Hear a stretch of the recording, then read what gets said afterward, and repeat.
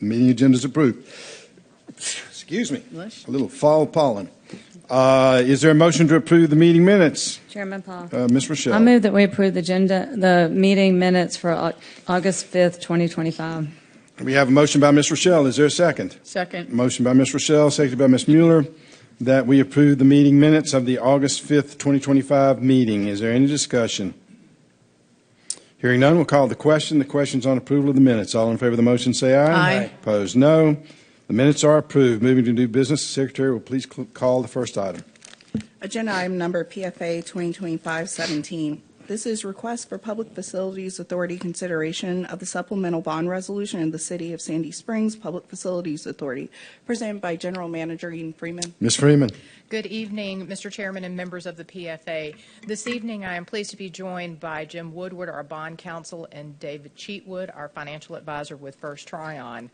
On August 5th, the PFA authorized the issuance of the planned $50.5 million not to exceed bond issuance for the City of Sandy Springs fire and safety projects. This morning, the bond sale occurred, and Mr. Cheatwood is going to come up and discuss the results of that and the next steps in this process. Mr. Cheatwood.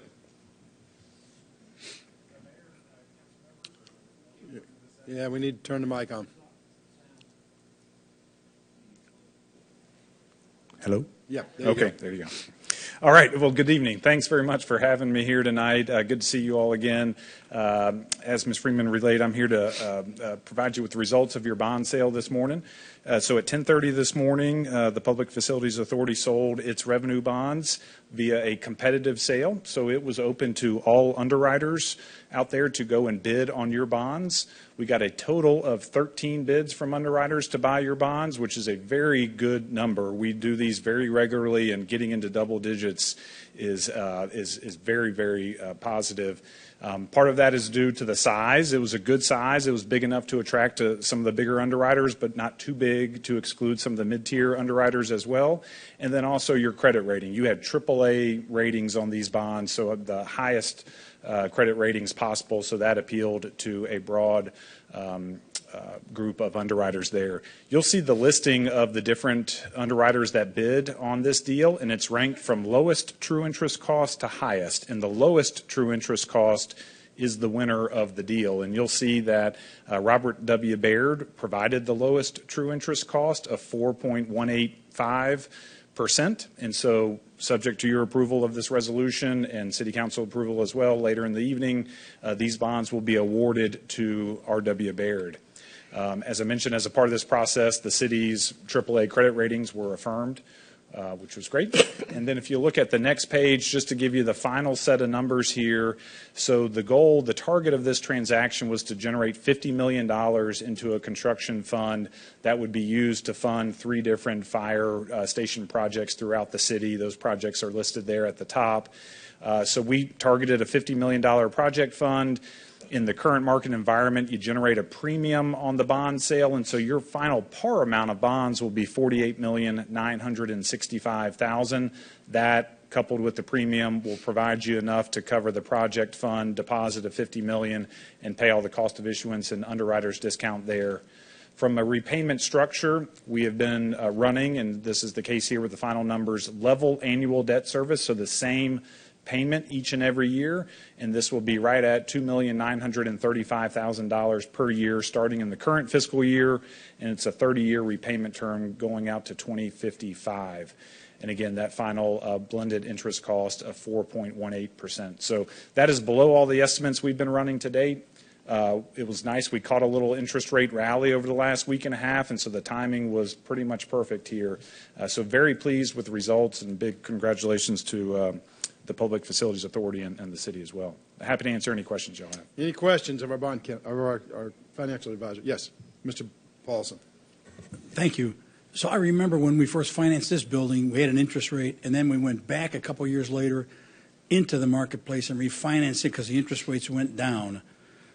Assuming that happens in the future, can we do the same thing with this money? Yes, sir. These bonds were sold with a 10-year prepayment feature. So you can't refinance it or prepay it for the first 10 years, but starting in year 10, and this is technically, it'll be 9.5 years, it'll be on May 1st of 2035, and anytime thereafter, you can refinance, you can prepay all or a portion, but you will have another crack at potentially lower rates in the future. So for the first 10 years, though, you can't touch it. That's correct. All right. Thank you. Which was the case with your 2015 bonds, I think you were referring to as well. Those were sold with a 10-year call. Those were refinanced earlier back in 2020. Slightly different rules back in 2020 versus today in terms of what you did, but that was the case originally back in 2015 too. Even though we refinance those, the bondholders don't get paid, the first ones don't get paid until June of next year. Right. So that money's been sitting there, so. In an escrow, yeah. Yeah, Mr. Bellman. Yes, sir. In 2020, you refunded your 2015 bonds. But technically a little different than a refinance. it is the Similar. essentially, yeah. Yeah. But to the mayor's point, those bonds, those bond proceeds from 2020 have been Right. sitting in an escrow right. until next year to pay those. A question for you. Can you report on any comp bond sales today to see how we compared? I don't have any comps from today.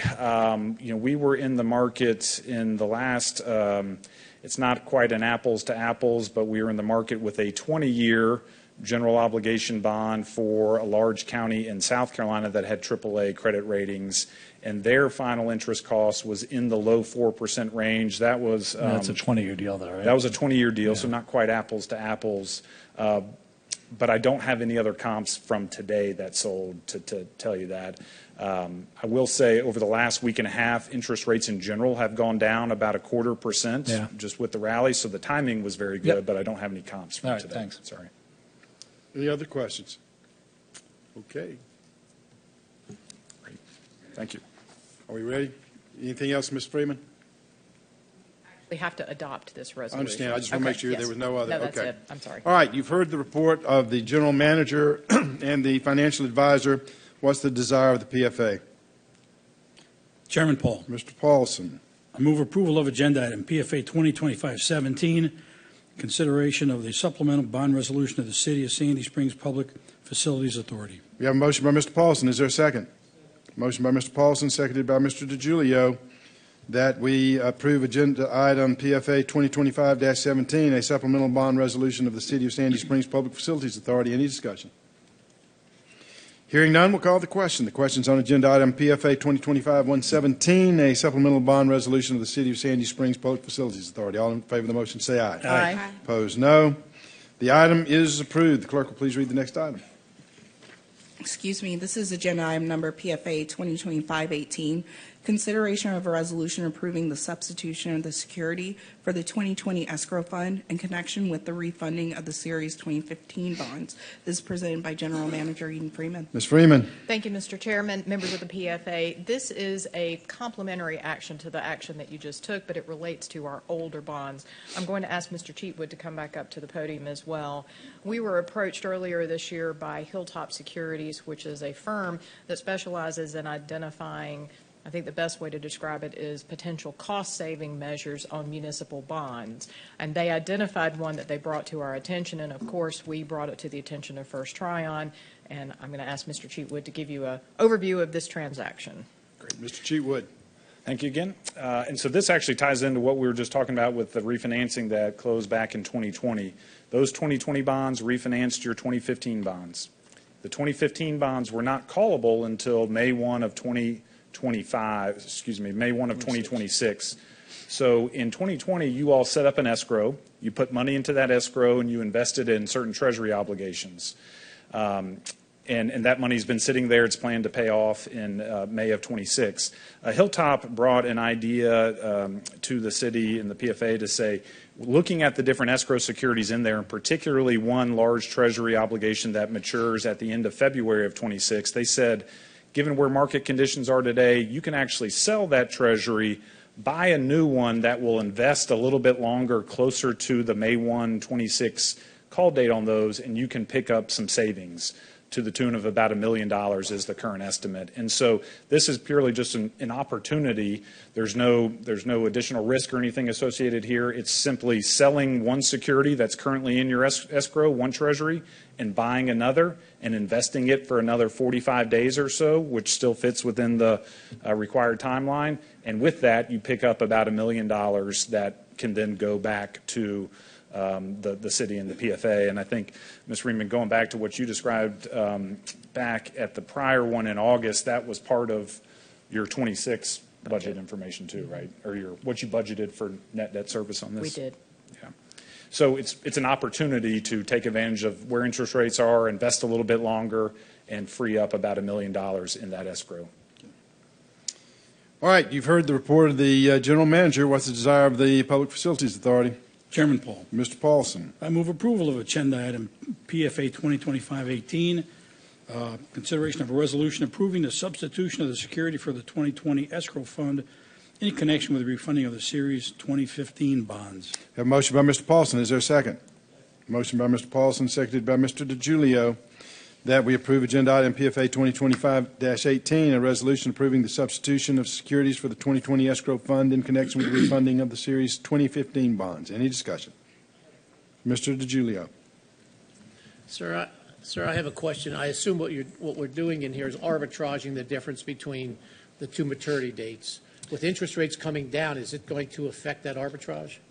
Well, there's a little bit of an offset there. You will, on the security that you're purchasing, the interest rate, with interest rates coming down, you're getting a lower interest rate there. But with the security you're selling, the lower rate actually makes the price a little bit higher. It's not always an exact wash, but you're getting the benefit of lower rates on one side when you're selling the current one that's in there, even though the one you're buying, the rates are lower than they were a week and a half ago, for instance. Is this a new process? Because I've never heard of this process before. It's not a regular occurrence. We don't see it a lot. Oftentimes, again, this goes back to 2020 when this escrow was put in place. You are buying Treasury obligations that really match up right to the day of when you need them. Back in 2020, the best option at the time was the one that produced the lowest cost to the city and the PFA at the time was the one that matured in February. It just so happens now there's one that's available and several available at the end of April that's more that can produce more interest earnings on it. So it's not a regular occurrence. Any other discussion? Hearing none, we'll call the question. The question's on agenda item PFA 2025-118, a resolution approving the substitution of the security for the 2020 escrow fund, of the security for the 2020 escrow fund in connection with refunding of the Series 2015 bonds. All in favor of the motion say aye. Aye. Opposed, no. The item is approved. Is there a motion to adjourn? Mr. DiGiulio. Mr. DiGiulio moves adjournment. Is there a second? Second. Motion by Mr. DiGiulio, seconded by Mr. Paulson. We adjourn the PFA. Is there any? All in favor say aye. Aye. Opposed, no. We are adjourned. Moving to the work session. We have a Solidarity Sandy Springs update by Ms. Jennifer Barnes. Ms. Barnes, welcome. Thank you.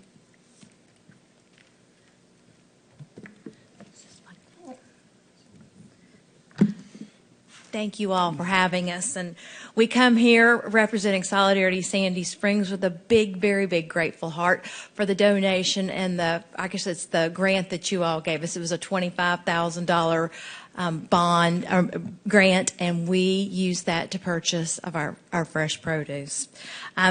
Just to give you a little background, my name is Jennifer Barnes, and I'm one of the founders of Solidarity Sandy Springs. We started this adventure in March 2020 when COVID started, and we really thought that we were going to feed 10 families for 2 weeks. You see, my friend Sonia and I have been sending kids from the Northwoods neighborhood, the 7 apartment complexes that are down there. At that time, we've been sending kids there to summer camp for the past 7 years. Well, when they said that school was going to be going virtual, we had a little panic attack because those kids, that's a Title I school, and those kids get their breakfast and lunch at school. And honestly, the stories you hear about kids who save half of their sandwich to take home for their moms, this actually exists in our own backyard. it feels kind of unbelievable. So we were just worried about what those kids were going to do for food when school went virtual.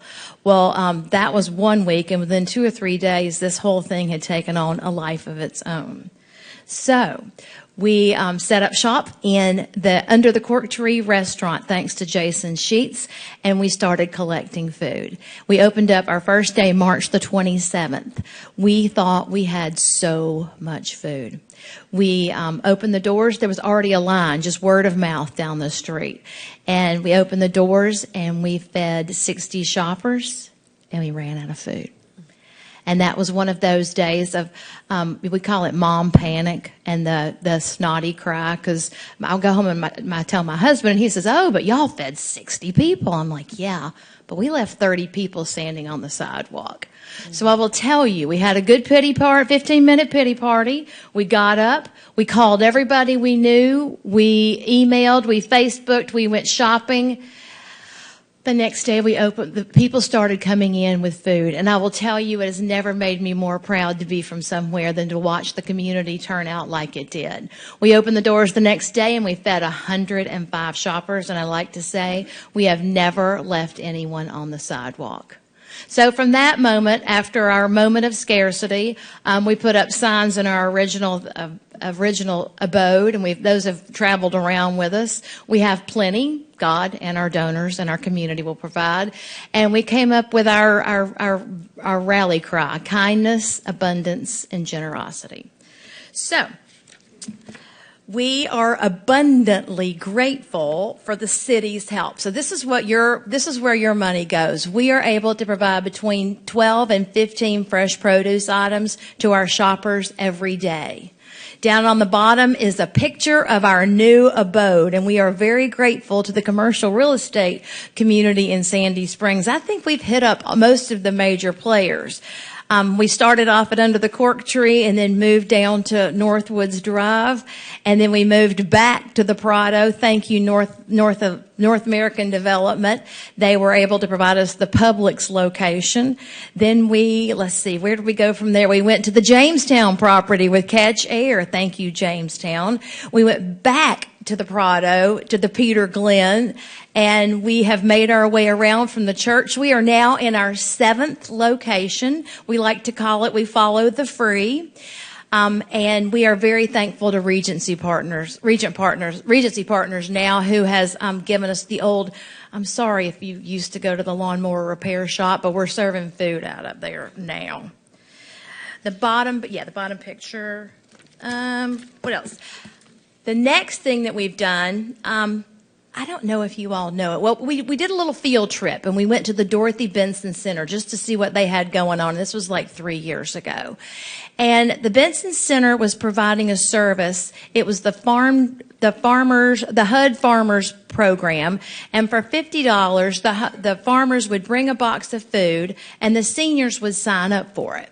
So in order to qualify for this program, you had to certify that you made less than $26,500. Let that sink in for just a second. At the Benson Center, they had 75 boxes available.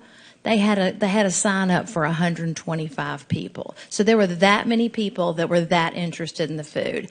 And at that point, we decided we've got to do something about that. So we started a pop-up market. On one Friday a month, we go to the Dorothy Benson Center, and we set up fresh produce like you have there. In the beginning, we were serving somewhere not quite 100 people, 75 to 100 people. This last Friday, we had 170 shoppers shopping with us at the Benson Center. And I don't know if y'all know, there's also a HUD-subsidized apartment complex on Allen Road called Sterling Place. We didn't even know this existed before we started all of this. And it came about because some of the people who lived there came to shop with us, so we decided we would adopt them for Valentine's Day. So we asked them, what do y'all want for Valentine's Day? Do you know what they said? Cleaning supplies. Now let that sink in too. Cleaning supplies are so expensive, and people who are on limited budgets don't have access to that. So we started off and we did Valentine's bags with cleaning supplies. And since then, we've picked them up for one of our pop-up pantries and served somewhere between 60 and 70 people there. Just a couple of months ago, we came in contact with Campbellstone, which is right around there on Carpenter Drive, which is also a HUD-subsidized property, and we're setting up in there once a month as well. So we're expanding to our Sandy Springs seniors, and I think people I think they fly under the radar sometimes, and I think our goal is to raise some awareness. So solidarity by the numbers. 2024, we had 26,522 shoppers for over 1 million pounds of food and over 5,000 volunteers.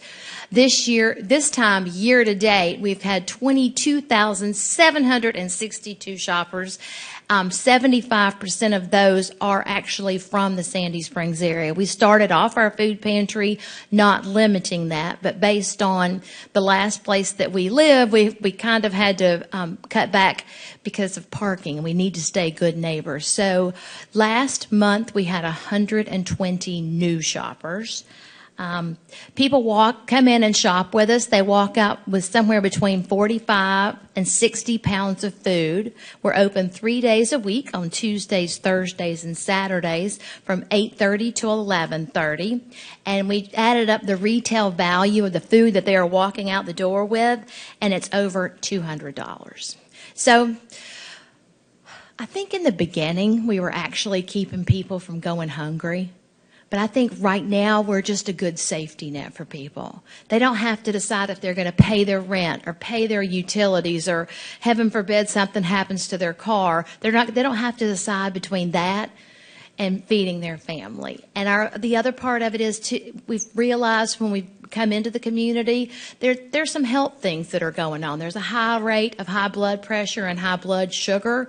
And for us to be able to provide fresh produce and protein and milk and eggs raises the nutritional density of the food, and we're hoping that it helps the health of the people that we're serving. So I think now our goal is to be a good, solid safety net and to lift people up. So in addition to just serving food, that's our main lane. Our goal is to create community and create experiences primarily for children like the ones that we've had. So we've had Mother's Day in collaboration with La Amistad for 380 kids. We've done our seniors Valentine's bags. We're gearing back up for Secret Santa. Last year we had over 1,000 kids. We're going to do Halloween trunk or treat at Lake Forest. If anybody'd like to come decorate a truck, we're looking for 12 more cars for trunk or treat. We do culturally appreciated Thanksgiving bags for Hispanic, traditional, and Eastern European. We've got summer camp. Last year we took 39 kids. We've got a kids shopping market. We've done a collaborative health clinic with Northside Hospital. We had an Easter egg hunt for 300 kids and 60,000 eggs at Holy Innocents. Our goal is just to create community and create common things that people can do. The last part of it, too, is the number of sheer volunteers. We've had over 5,000 unique volunteers. And we provide corporate opportunities for companies to come in and build team building. We do a whole lot with the kids' community service. We are a lot of Eagle Scouts projects. We just got through doing an Eagle Scout project with the kids that every kid that signed up for backpacks got underwear, socks, a coat, and a hat. We take care of the court-ordered community service. Anytime you hear somebody going up and down 400, we can almost go click, click. Somebody's going to be coming to visit us. In the very beginning, when we were at the Publix, we had this running joke because that's when they were racing up and down 400, and we'd see people walking in, and instead of doing community service, you could bring in 2 items for every hour that you had, and they'd come dragging things in, and we'd go, how fast were you going? And they would, be known as Mr. 114. The other part that we do is we've got a lot of volunteers who are retired, and it gives people an opportunity to kind of rewire instead of retire, and I think it gives people an opportunity to give back, and our whole goal is just to create that that feeling of giving back, because that's what makes a community what it is. And just the number of people and the generosity from you all just makes me proud to say I live in Sandy Springs. So thank you very much. Thank you. Any questions? Well, our thanks go to you and your team and your volunteers, because you folks have started, as you said, small, and you've grown like crazy and become an indispensable part of this community. Oh. So thank you for everything you do and all the rest of the volunteers. It's just amazing what a group of motivated residents can do to really change this community. So while you're thanking us, our thanks are much more to you and that team. So thank you. Any questions? Mr. Paulson? So, do you need volunteers? Yeah. And if so, if somebody wants to volunteer, how do they go about getting involved? The fastest way is www.solidaritysandysprings.org. There's a button that says volunteer. And what we send out when we have special projects, we have a whole separate volunteer opportunity for that as well. If you'd like to run a food drive in your neighborhood, that would be awesome. And we've got a list on our website of our most needed items, cereal, and that's an option as well. So we have a list of needs. We have volunteers. We can always use, we actually buy our fresh produce from the State Farmers Market, and we've got a good little inn down there, and it kind of works pretty well. So monetary donations in order to buy vegetables are very much appreciated. Thank you. Ms. Rochelle?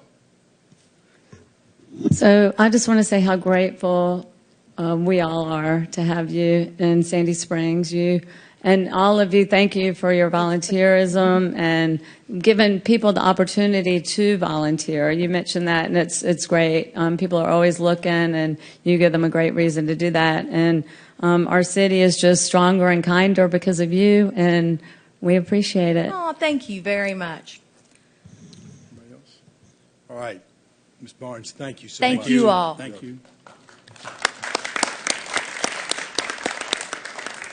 Next item is the Capital Sidewalk Program update. Mr. Waters.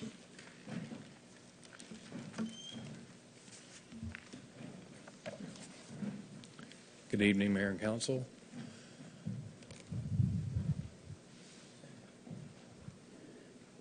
All right, we're bringing the Capital Sidewalk Program in for an update, like you said, the title here, and sure. Okay, that's better. All right. We had brought to begin with, the Capital Sidewalk Program is comprised of, funding-wise, of three categories: the priority scored list, the gap fill program, and the neighborhood program. We'll focus on the priority scored list and the gap fill program tonight. There's information here, but the next slides go into those in more detail. So for the priority scored list, we keep a running update on that list, and the scoring criteria is not in this presentation tonight. It's been in the prior presentations, and it's kind of, when we brought it in February, we had the list, a draft scored list of priority ranked sidewalk candidates, and we took that out with your guidance and agreement to make a call for intent to donate right of way for citizens to help increase their score on any particular segment. That process was also detailed in that presentation in February, that presentation is currently on the Sidewalk webpage for more information. After tonight, we'll update the webpage. I think since we referenced the February 4th presentation, we'll leave it on there as well, because it has those details that this presentation doesn't. This presentation builds on that. we put out a call for intent to donate right-of-way where along a stretch of a sidewalk, the right-of-way score on the any particular segment on the scoring can be increased by the residents along the corridor willingness to sign a non-binding letter that they would donate the land rights for the sidewalk in the future. We had a few interested groups, and one ended up providing documentation and increasing their score. The Lake Forest segment from Mount Parent to Burdette, they were able to bring their right-of-way score up to, they had, I think, 3 of 5 parcels that gave them a 60%, so they got a 6 out of 10 instead of 5 out of 10, and that actually mattered. So we'll see later in the presentation how that that could end up helping them to actually get into the potentially the funded list with future funding. So one goal tonight is to get consensus to move forward with that as the final list for moving forward with future funding. Even though we don't have funding right in front of us, we have the Transportation Master Plan update that's currently starting. So the priority scored list here will be inserted into the Transportation Master Plan as the city's list of sidewalk projects that we would advance as funding comes along. That Transportation Master Plan update with sidewalks and then all the other projects that it would consider would kind of roll into the list of projects for T-SPLOST 2026. So that's kind of, without funding, we're bringing this here to kind of feed those documents to help looking forward to future funding. So that's the priority scored list. And then the gap fill, in the previous updates, and through previous years, the gap fill limit has been $50,000. And we haven't been able to advance many segments for $50,000 in a while with cost increases. And at one point, we were asked by you all to consider, should we raise that? A logical bump would be to 100,000, but we didn't have, when we showed what would be covered by that, but there was no real analysis. That was just the next number up. So we went back and did a little more analysis, and if you go to 150, there's not many under 100,000.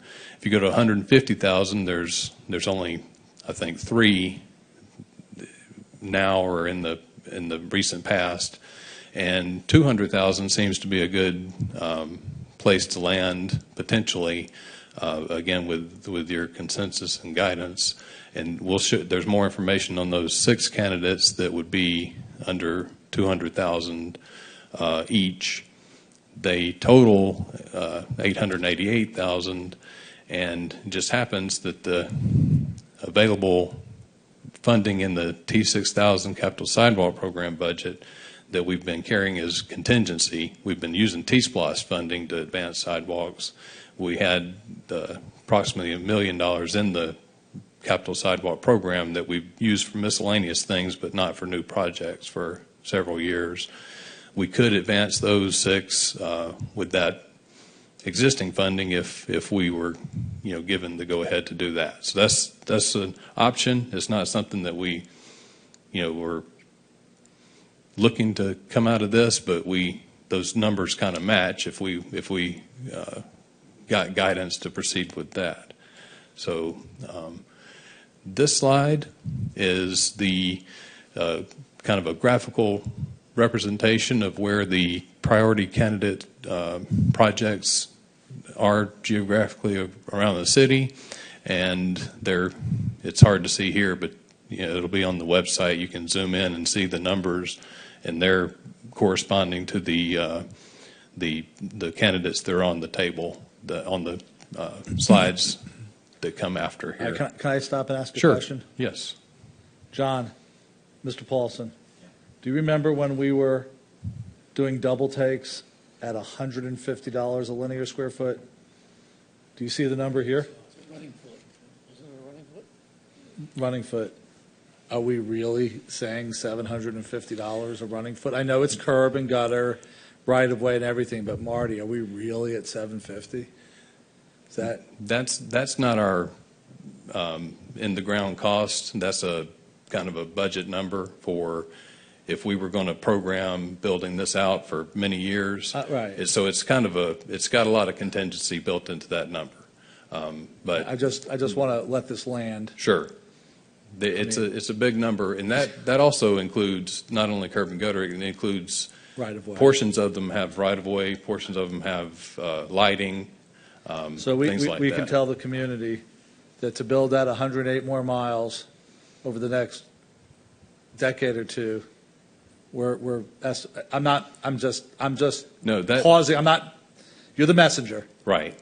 That number Is startling. it is, but it would be if to build 108 miles of sidewalk, it would be. How much would it cost to bury our power? How much would it cost to power underground our power lines? A lot more than that. The underground, the power lines is more difficult than the sidewalks. You're just a messenger. I just had a note because I remember when the number was 150 and we were like, how is that possible? You're right, Andy. We've had discussions about sidewalk projects are actually a bunch of other projects that happen to have a sidewalk on top. Right. And that's where these numbers come from. I still find this number staggering. Hopefully we can get this down. Right. You're using it as a plug number, I get it, but Right. I can't And believe there- we're spending that kind of money on sidewalks. For a little more reference, we're doing some analysis on some of these gap fill projects that are by nature easier ones and less expensive. They're less expensive per unit cost as well, and they're in the $300. Yeah, and I per also foot understand range. when you're dealing with like a downhill sidewalk, when you're going down, Right. like the Burdette to Lake Forest, Right. the Burdette to Mount Perrin, there's a big section of it that's basically off a cliff. That's correct. If you're building into a hill, building a retaining wall is one thing, but when you're doing fill in a massive wall, I get it, but it's still a startling number. Certainly, yes. And again, some of these that will have less walls and less infrastructure they're still 250, 300 a linear foot. It can go lower than that, but that's kind of probably a more on your average sidewalk. But again, some of these have lights and utilities that will have to, not necessarily undergrounding them all, but a lot of movement on. So that's a budget number. All right. And so there's one of 8. There's 8 pages of this. I'll hit some of the high points, but on the right column, so there's, again, the slides that are on the website right now have a list of what these categories mean that run across the top. So we'll keep that on the website as well. The per project cost is on the second to the right, and the score is right before that over on the right side. Then there's a running tally of the cost of what the program would be on the very right column. So these projects get started go down to, there's a kind of a historically funded line at about $12 million for the first 2 T-SPLOS programs. So we drew that green line at around $12 million total, and the total includes a 10% contingency for overhead for the T-SPLOS program. So as our reference, you'll see that there's an asterisk on the Lake Forest, Burdette to Mount Perrin segment where their additional point for right-of-way took them to being below the green line to above the green line through their the neighborhood's effort on getting those letters. So that's, we've had other ones that have been executed because they got into the funding line through that program in the past as well. So that's where they land. And then we have another line. So that's 12 million if that's the program. And we just added a line here, 20 million if with the T-Splosh program, or however, if we, we're looking to fund 20 million worth, we would get these 39 segments into the program of funded projects. So that's just another. You can draw a line anywhere, but that's kind of a number that would go into our current staffing. That's something we feel like we could do. That's just a kind of a benchmark as well. And then we keep going with this 8 slides. And then the gap fills, the ones that would be under 20,000, 200,000, and again, 50,000 is the current policy. If it was updated to 200,000, there would be these 6 candidates, and I should have put an asterisk here as well. They're in the Powers Ferry small area. There are a few others above these 6 that are under 200,000, but we got a slide further down that kind of, we would propose to consolidate those as their own capital project because it makes more sense. It would make more sense to design and construct those as one whole project. In addition to their geographic proximity, there's also the Powers Ferry small area study that was recently done by our transportation unit that considers the one-way pairs, which side has a side path. We wouldn't want to build a sidewalk necessarily where the side path is planned. So there would be more planning involved, and we would kind of propose to look at that area as its own unit and / project. And so these are the 6 that are outside of that Powers Ferry area that are the under 200,000 currently.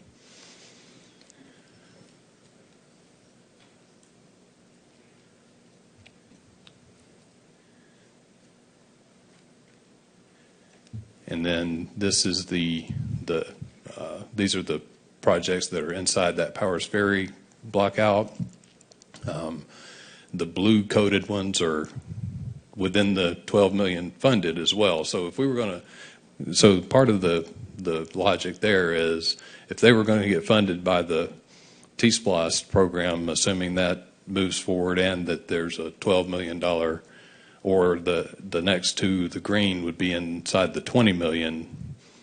If they were going to get funded anyway, we would, if we were told to move forward with that list, we would execute these as one project. We've done that before. We've had candidates that were close to each other, and we would execute them like the current Lake Forest sidewalk. It was technically into 2 projects or 2 segments, and we put out a design as doing it as one, so that, and we felt like we got some value for doing that. So we would feel like we would get value by putting these together in one project. Wesley, can I ask a question? Sure. Where are we? The 12 million was the T-Splosh for the current T-Splosh, right? That's what the current. The current T-Splosh. I mean, we had the Lake Forest Drive separate, Yes. and then the 12 million. Where's the 20 million? I mean, are you all saying there's another 8 million coming from? No, we're saying if we were to, if that's the 12 million, and we've. But if we were to find another $8 million, or for the next T-Splosh, for the next T-Splosh, we could say that's where we would. We could make it 20 instead of 12. It's just a thought because it's. Well, no, I mean the next T-Splosh would just need 8 million to get to 20 million. Is that right? No, the current T-Splosh has 12 million. The current T-Splosh has 12 million, but we're working through executing and spending that now. Oh, so this would be a future. This is the next 12 million yeah, after right. the current 12 million. Yes. Okay.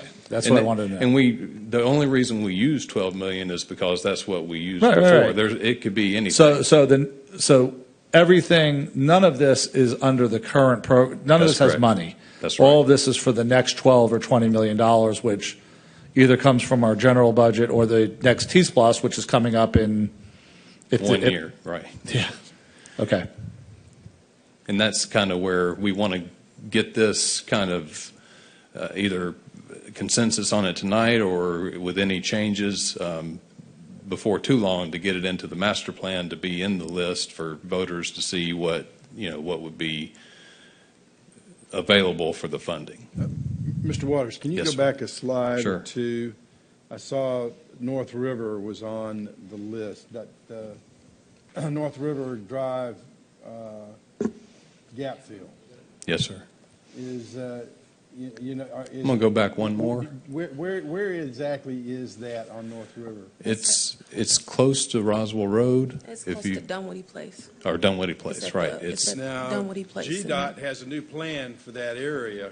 Are you familiar with what they're planning to do there? yes, sir. Would that be incorporated into that project? It's further off than Okay. that, so it's not in So it's the further up same- Dunwoody Place? Yes, sir. Okay, thank you. That's what I wanted to make sure we weren't duplicating. Yeah, it's Right. a gap between a child care facility and a multifamily community that I brought to staff's attention. All right, thank you. Any other questions? Yeah, and that was all right. Ms. Mueller and then Dr. Kelly. So Wesley, thank you. I think one of the things I've heard from residents recently is that they're ecstatic with all of the sidewalks that have been put in since the city started. Eva was recognized several times by people for making sure that was a focus. I know that when I moved into North Springs 26 years ago, Brandon Mill, there was no such thing as a sidewalk. There also was no contiguous sidewalk along Dalrymple. So we're nearing completion. People are very happy to get that sidewalk, although they're also going to be happy to say goodbye to the construction there. Absolutely. So that is a great thing because we'll be able to walk. I mean, the connectivity Right. from the Greenway, all if you so choose, down Brandon Mill, down Dalrymple, down Roswell Road to Abernathy and back. So that's fantastic. Is there for the next update, would you be able to do a summary table by district? I mean, I know that the project numbering indicates the district, right? The 3-6, Sure. the number at the first one, but Right. because I went and created my own for my district, but that would be nice to have for, I think, all council members. Sure, So we could- not we could- urgent, but just Sure, a sure. data point. And then, have we looked at other alternate funding sources above T-Splost for sidewalks? I mean, I don't know. I mean, is there other alternate funding? I mean, I don't know. Capital improvement project. Yeah, we have typically in the past, prior to T-Splosh, we would put a set amount aside every year out of the general fund. It would just be a Yeah. transfer over to that. Yeah.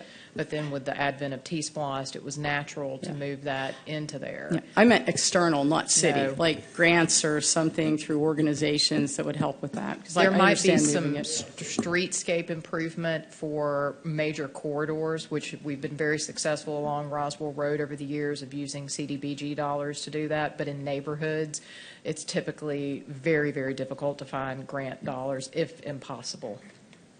Okay. And I would support the update to the policy for the gap fill to go from 50 to 200K, if that's a question that we're supposed to be considering. Thank you.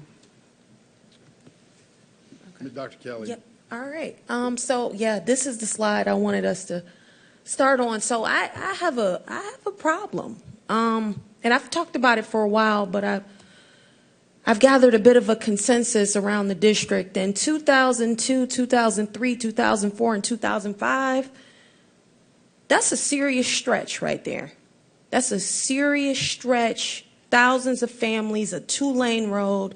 People take their lives into their hands walking up and down that street every day. Baby strollers. I know because I have video in my phone. I'm going to compile it. It's going to be a nice reel. So I have a couple of questions about the scoring on these projects. For example, and I think I've asked about this before, the right-of-way availability.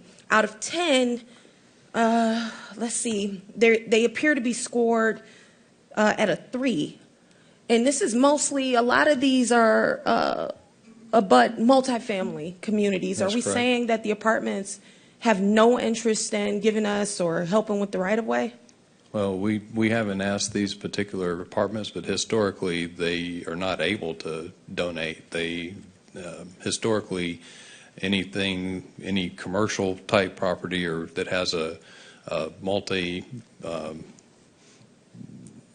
ownership that's not a single proprietor tends to have a hard time getting lender release to donate right of way. So we've historically had a hard time getting donations on multifamily or commercial parcels. So I guess my question is, and this may not be for your team, how did we do it with Trail Segment 2A? How did we secure that? Kristen, looks like you're grabbing the mic. Walk me through that for a second. So for our trail segment 2A, that was a huge lift with our nonprofit partners.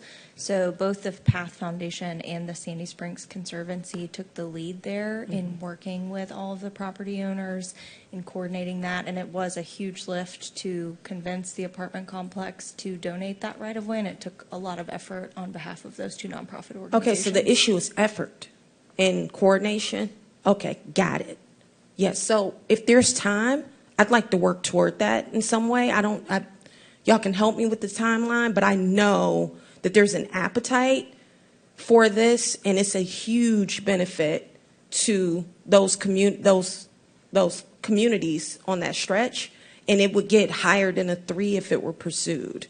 So even if staff doesn't have the bandwidth, can I get a little time to pull something together? Put a little elbow grease in. Sure, I would say that there's time for that, and it's also a little bit related to with the trails and with things that types of projects that might be eligible for grants. There's if you consolidate those into one larger capital project, again, kind of going with value and looking at something as a unit, it could be presented as a trail or something like that and be pursued for other funding or as a project on its own that would, be able to, we could work with that. But again, we have had, and kind of to your point, we on this program, we don't typically go out to the individual property owners. We don't go out on the other projects either, segments. We put out the information about right-of-way donation, letter of intent, and communication does a good job of helping us get that message out. And people come to us to, with their intent to donate, and we consider that with the scoring. Good to know, because the irony, and you mentioned trails, the irony is that Trail Segment 2C essentially goes that same route, but it abuts the waterway. So it's of no, the irony is that we might potentially build another 8-figure trail that accommodates the riverside of that stretch, but the practical side, where we really need a sidewalk to connect folks to MARTA stations and schools and parks and such, we don't have it. So it would just break my heart to see us put another, umpteen million into a beautiful trail while the sidewalks servicing the same people are at the bottom of the list. So I'm just asking for a little more time to work through with some of these stakeholders, because I think this can get, at least in that category. One more question about categories. So I'm looking at proximity to parks versus proximity to schools for these projects. Proximity to parks, all the Adair Lane projects have a 0.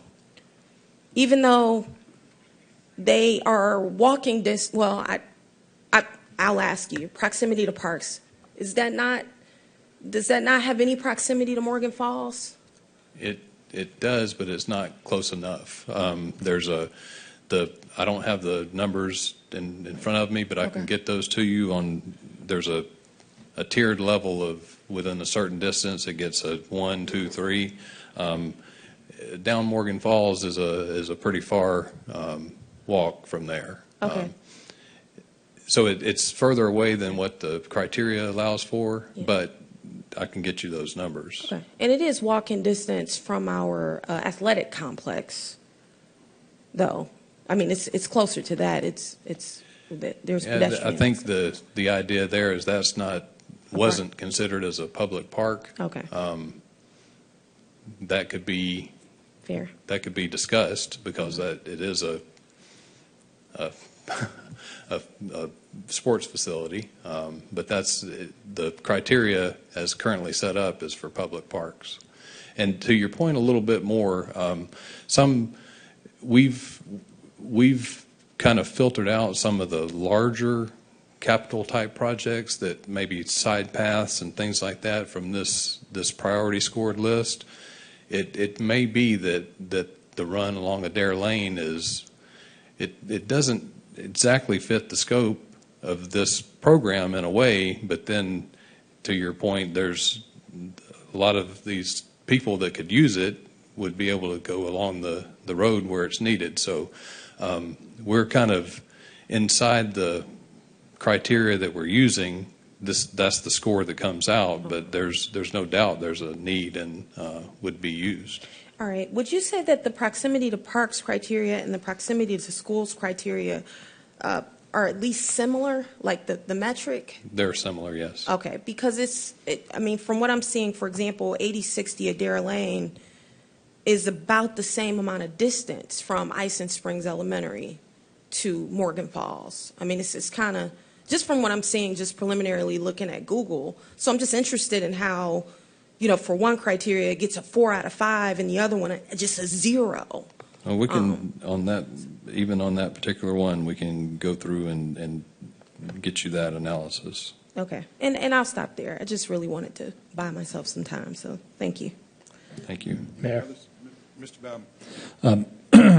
As it relates to schools, I can remember back, we spent a lot of time 7, 8, 9 years ago. Gabe was on the council and making sure, particularly with the elementary and middle schools, that we had looked really closely at proximity to school almost as a separate category. So if there are stretches that they almost got super priority. I think the history is that proximity to school was actually a super priority, that it could score nothing on the rest of them. But I remember Lake Forest Elementary and a couple of other places, we were trying to get sidewalks where people walking to schools, we were trying to get sidewalks. And so that's something we should look at if there are any segments around the city that might be proximity to school. Right. If the old guys out here, you can remember that we did that for a while. I have a couple quick comments. I totally support the 200K gap fill. Those are sort of leverage projects where you fill a gap, you create a big deal. Are we still relentlessly pursuing under construction properties? Meaning, and we see this a lot in District 6, that if you know a project is on the current list, or even at this point the next $12 or $20 million, that there's no time like the present to make sure. And we're seeing the benefits of that on Lake Forest Drive, where when they built those homes, they set back the utilities, they set back the landscaping. Are we still relentlessly pursuing that around the city? We are, yes. And we will engage with the developer if there's a current project or a pending project, but also the code calls for anything on the sidewalk master plan to be coordinated in that way. Well, yeah, it calls for donation right away, but when they're actually coming to build, there's much more detail than I can congratulate or praise the group, the ones that I've seen directly every day. It's made a big difference. Right. The communication has helped. All right, couple quick things. How can we execute faster? I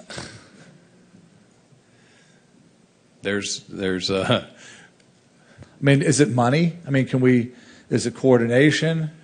But this is really a lot of it's really, really. I mean, we're seeing now part of what's happened on Lake Forest Drive is that we actually accelerated phase 1, so now therefore phase 2 is looking like it's really, really slow. But all across the city, Brandon Mill, everywhere, there's The money is one thing, and there's for some of these projects again. If Can we come back? You're doing. Eden, can we come back and look at in time for the next retreat, an execute faster plan? Sure. A lot of this, quite honestly, goes back to the right-of-way and how much time it takes to negotiate with the property owners, work through all of those details. I'm not happy about it either. They hear it from me every other week. But yes, we can come back with a presentation that explains if money were no object, how. It's just a function of sending right-of-way coordinators. So that I think all of us would agree. Execution. I've recently received some feedback on accessibility, not on new projects, and Marty and I just talked about this earlier. I met a woman who is blind, and she has a service dog, and she mentioned a particular location, which I know you guys are following up with on Roswell Road, whether we have a process to determine whether we've got accessibility issues still in the city as it relates to existing built sidewalks, and just so that those folks' needs are being addressed, particularly somebody that lives in a walkable area. A lot of times folks that maybe are seeing impaired choose to live in a walkable area in urban locations so they can in fact get to places. So let's make sure we're checking that. And do you want to address that, or I'd just like to make a note of it? I would just say that the current level on those types of issues are where we've received complaints. We go address those. So we wait for complaints. Okay. Well, that's it's a good way to do it. That's a way to do it. That's how the things. Or we could look at our highest trafficked areas, and Right. there's things like I'm not an expert in this, but the audible crosswalks. All of those things that you can do to create a more accessible environment. Right. Okay. And I would make note for I don't know where it is, but and I see a couple of folks interested in District 6. The north side drive from the new roundabout down to Powers Ferry Landing area is really a critical piece to connect folks to the river. So just for the minutes and for people who may be interested in District 6 in the future, please let's make note of that segment and the transformative effect it would have on hundreds of homes and getting folks safely down to the river. So I just wanted to make note and make sure that that may be one of those projects that falls into a different category of construction because Right. of the more trail-like and maybe a special case for I don't know if it's on here. So I just want to make note, and folks in District 6 make note of that for the future. Okay, well, I've got a note here. Any other questions? Mr. Paulson. Thank you, Mayor.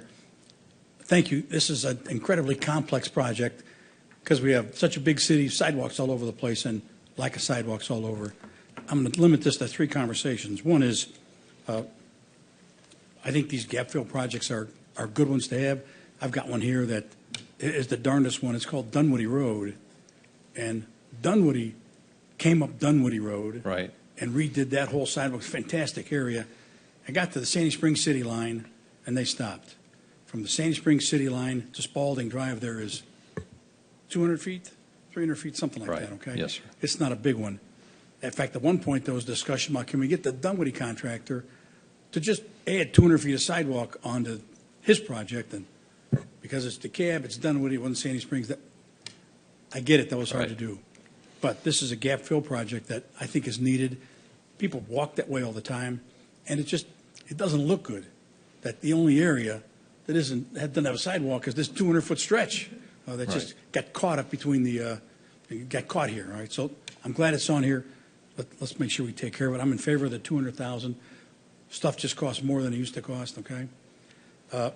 Is there any way that, you don't have to answer this today, is there any way you can take these gap fill projects and make them design-build projects? And here's why I'm saying that. These aren't complicated. This Dunwoody Road one it's 200 feet of road. It's 5-foot wide sidewalk. So anyway, the point is there a way to get a better price out of this if you made these design-build for sidewalk contractors, okay? There's a way to do it? Let's do that if we can save some money. We can look into that. We've looked into certain this current T-Splost, we were able to, we just used the word bundle several of the gap fills into one design contract. We ended up bidding them out separately to contractors, but we were able to consolidate the design work and ended up with a lower unit cost there. So we've tried to use tools at our disposal, and we can keep looking at that and see where we can come in. Is with the permitting and these being dispersed throughout, it's kind of tough to get somebody that could be able to handle everything and all the, plus with on these designs back to the right-of-way, we the program calls for us to accept donations for the right-of-way.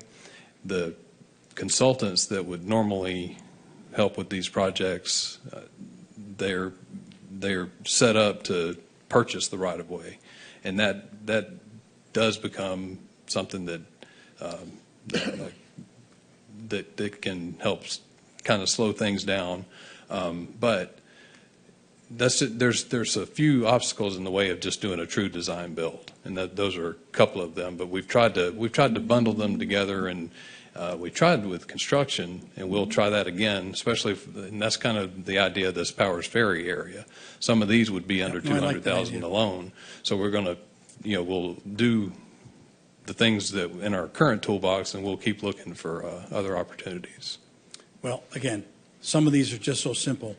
Sure. I will tell you, all the sidewalk contractors in the state of Georgia are licking their lips when they hear us talk about spending $750 a linear foot for a sidewalk.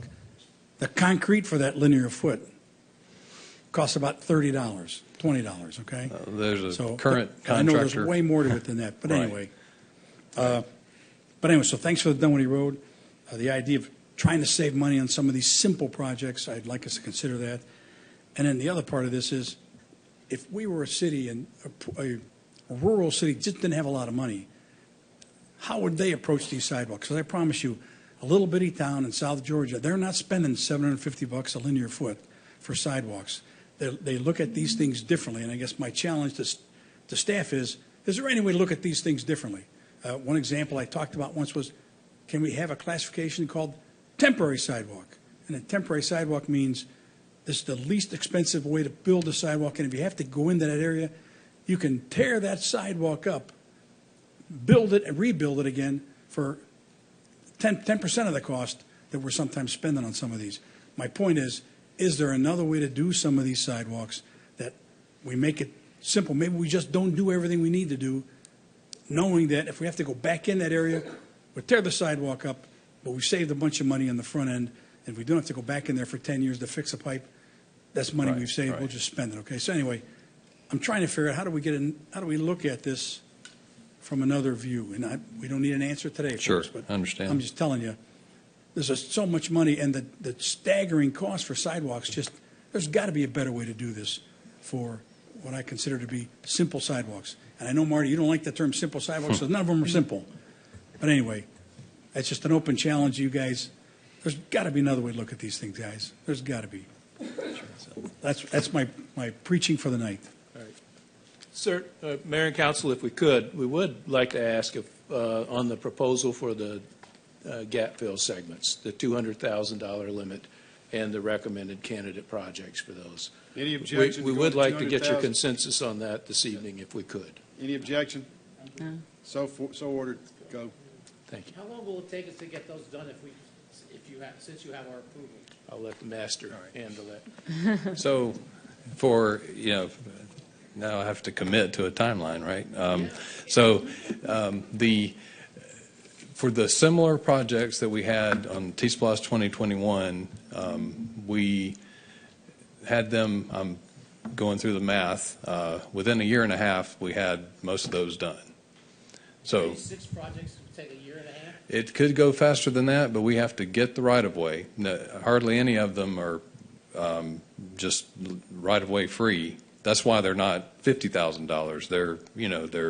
They're across several parcels, so we have to coordinate with the property owners, and there's inevitably a few utilities. So the design, 6 months, and to bid the thing takes a few months minimum. So there's just time built in for those kinds of process things.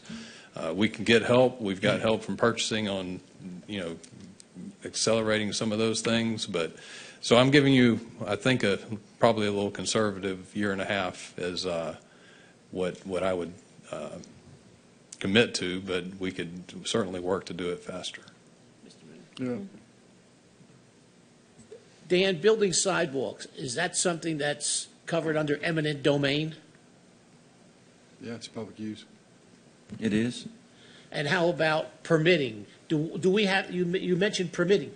Do we have to get a permit from ourselves to build our own sidewalks?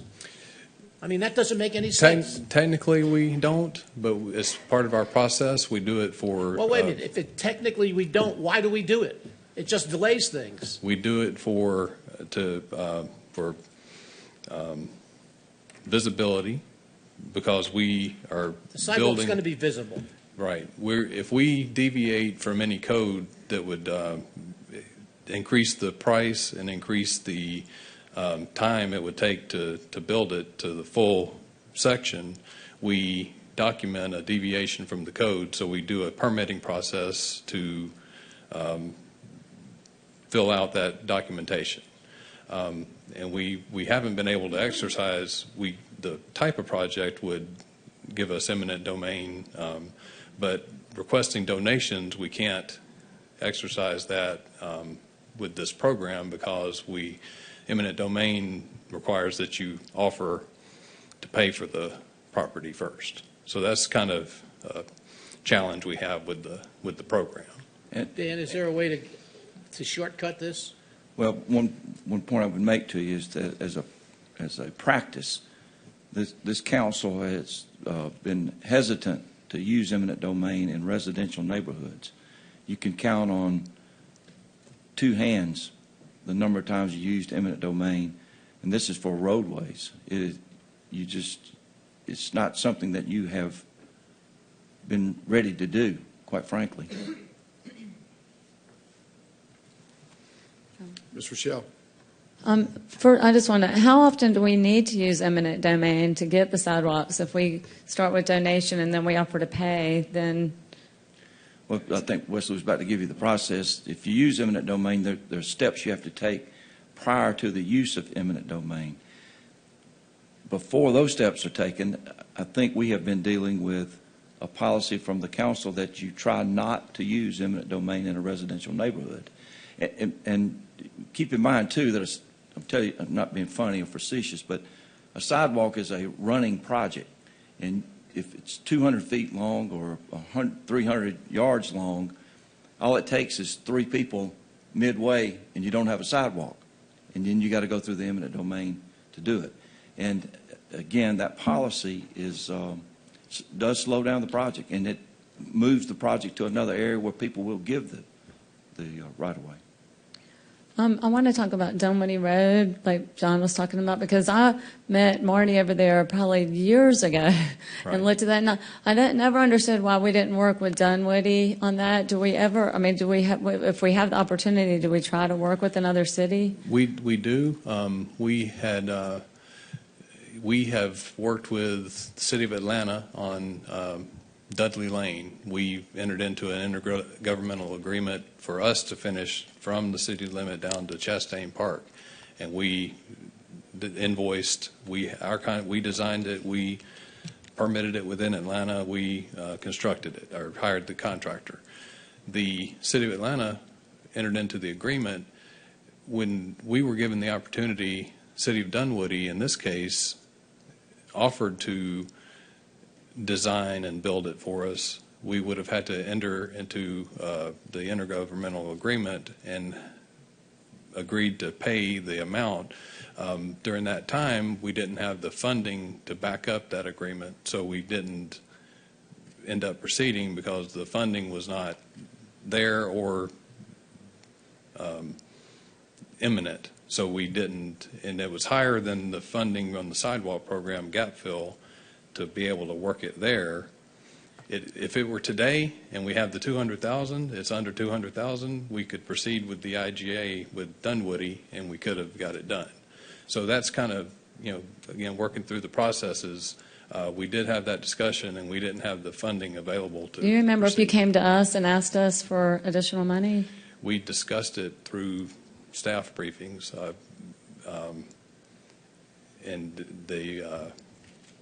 at the time. So I don't remember all the details, but I think it was discussed. So would that project be one of the ones, I know the gap filled addresses that you showed us before, would this be included with the Yes. two? That'll be the 200,000. It is. So what's on the screen Okay. now, Dunwoody Road Gap is Yeah. one of the 6 that would be included. Okay, thanks. All right, ladies and gentlemen, we'll end the public works section of the work session. Mr. Baumann, I think you got something on the council discussion items. Yes, thank you. And I think we've all been hearing from a lot of people, both at North Springs and at Riverwood, about the speeding, the school speeding tickets that people are receiving en masse right now.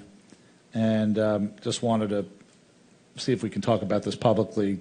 It sounds like there are some combination or 2 paths we can go with: either suspend the process or increase the signage. Mr. Lee's talked about lights on the signage. I mean, we have people that are getting questions about the calibration. I know all of us are getting these questions.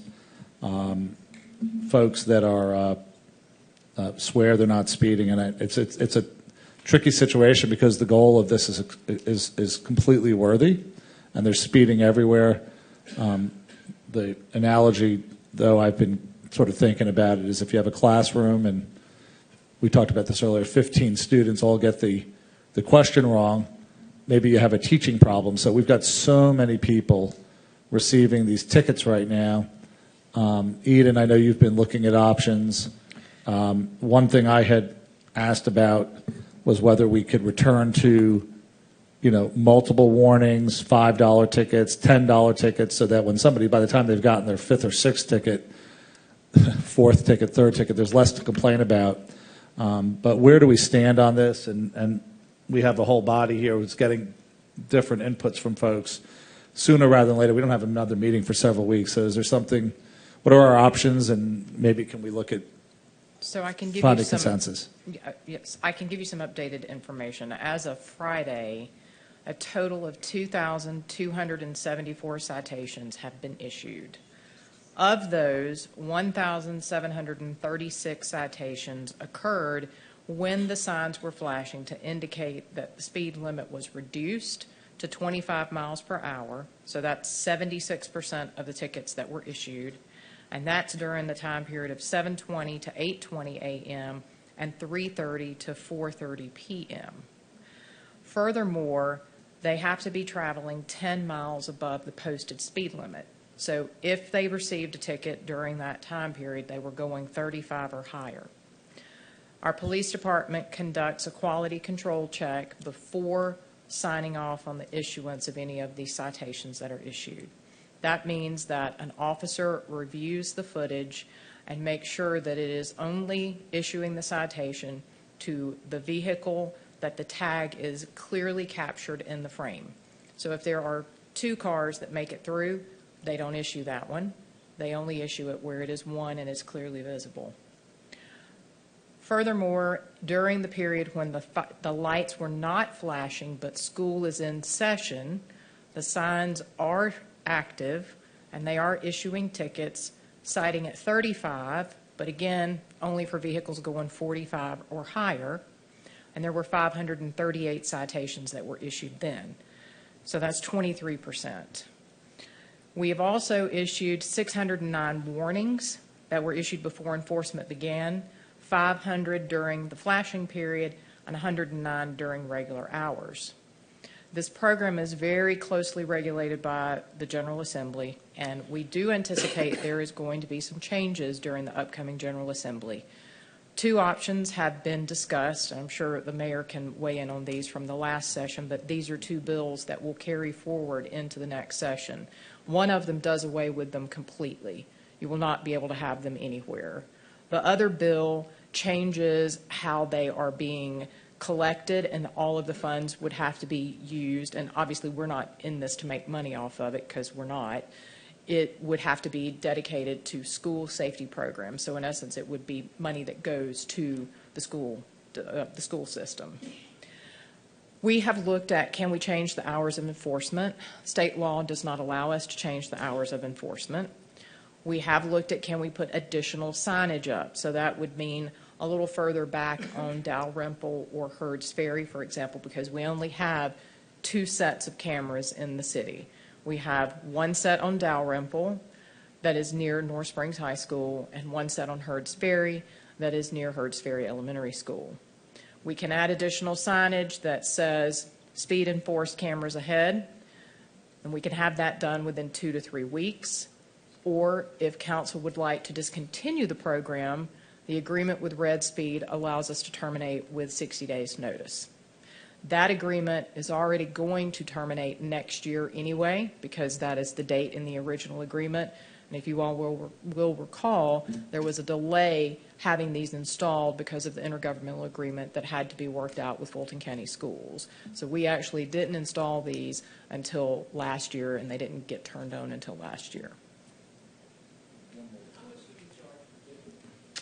Let me find that. One more, while she's looking at one more stat, there have only been 27 of the tickets challenged in the city court.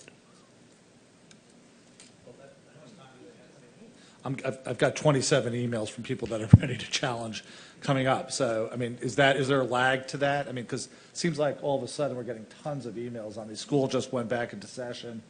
And folks, I mean, to challenge in court means you got to leave work. It's a really difficult process to do it. So just because there's only 27, I mean, that's the stat, but. That's all I'm, okay, I mean. I appreciate it's a number, but I've got 27 people that are ready to. There was no. Ready for a mutiny. I have no editorial comment to go with. I'm just letting you know that. I mean, because it's extremely disruptive. I mean, the goal is so worthy to do this. I mean, I would say if we do suspend this, we ought to slow the F down. You're risking children's lives. We got to do something to substitute for this. But I want to hear from everybody else here. But again, this is not a few people. This is a lot of folks. I mean, they're speeding everywhere. They're just getting caught on these 2 cameras. I can't find at my fingertips the amount of the citation, but I'll get that. 80? Okay. Well, I know. Oh, I was going to say, because I know that I have paid 3 or 4 of these, not for myself, but for my people who work for me down in Warner Robins. And those are $130 each time they happen. The first one is like $75 or $80, and then the second one and each additional one's like $130. And so I know other places are using these too. So Kristen and Caroline saved me. So it was $75 for the first offense, and then $125 for subsequent offenses. And we did have a work session presentation from, Carolyn, can you pull that up? It was from 2021. 2021? It's not worth the time. No. Yeah, the 125 is the. Yeah, they're getting them at North Springs High School. Yeah, but people from the whole city, as I just told them, I've never received one complaint or one email by anybody. And so, but people from the whole city have got to be, sending their kids to high school. A lot, yeah. Is everybody else getting them? Well, I sent the emails. Thank you, Mr. Baumann, for bringing this up. I mean, we all sent them to each other, and then I was the one that worked on trying to figure out what the options are. And now we're here to talk about it, so that's awesome.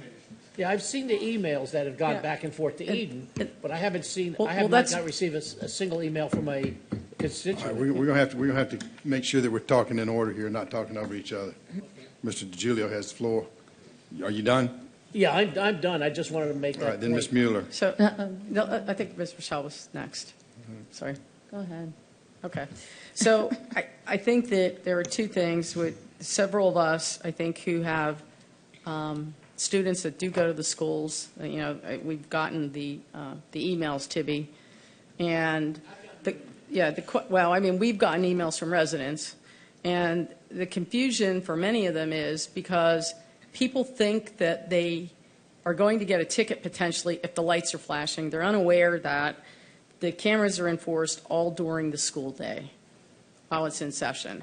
And so, if we can't have the lights flash all day, which I don't know is realistic because they're on, probably on They're on solar, and they wouldn't so they last. can't do that. So, the options are either update the signage or discontinue. So I think what you're And I you've don't said. need council direction to go and do new signage. We can certainly do that. The fundamental question is, do you want to continue the program or not? Yes, correct. Correct, that's the question. Yes, that's the question. Well, I've also gotten a few emails, but it's mostly from parents saying, please keep them going, because our kids' lives are at stake. So, you've got folks on both sides of this, and as I've said, before we suspend it, I want to hear from the parents of this, themselves, because it's their kids' lives and safety that is at stake. I get the concerns. I drive by Riverwood High School probably 4 or 5 times a day during school hours, and I am very cognizant that I need to slow down when I'm going through there. It's part of it's an education process, and so I've been educated. That's not to say I won't make a mistake at some point, kind of lose focus or whatever, but I do know that they're, and I do drive much slower as a result of them being there. But I'm fully supportive of the additional signage, letting people know they should be warned. There's no question about that. Before we suspend it, I'd like to hear from the parents of the schools, give them some opportunity to provide some input rather than just relying on over-the-transom emails to kind of dictate where we go. This should be a broader community conversation. I know at Riverwood, there are kids going across Hertz Ferry, particularly in the afternoons. And I have seen cars run, not just speeding, but run the red light at Hertz Ferry and Raider Drive. I've seen people run the stop sign full speed at the three-way stop at Powers Ferry and Raider Drive.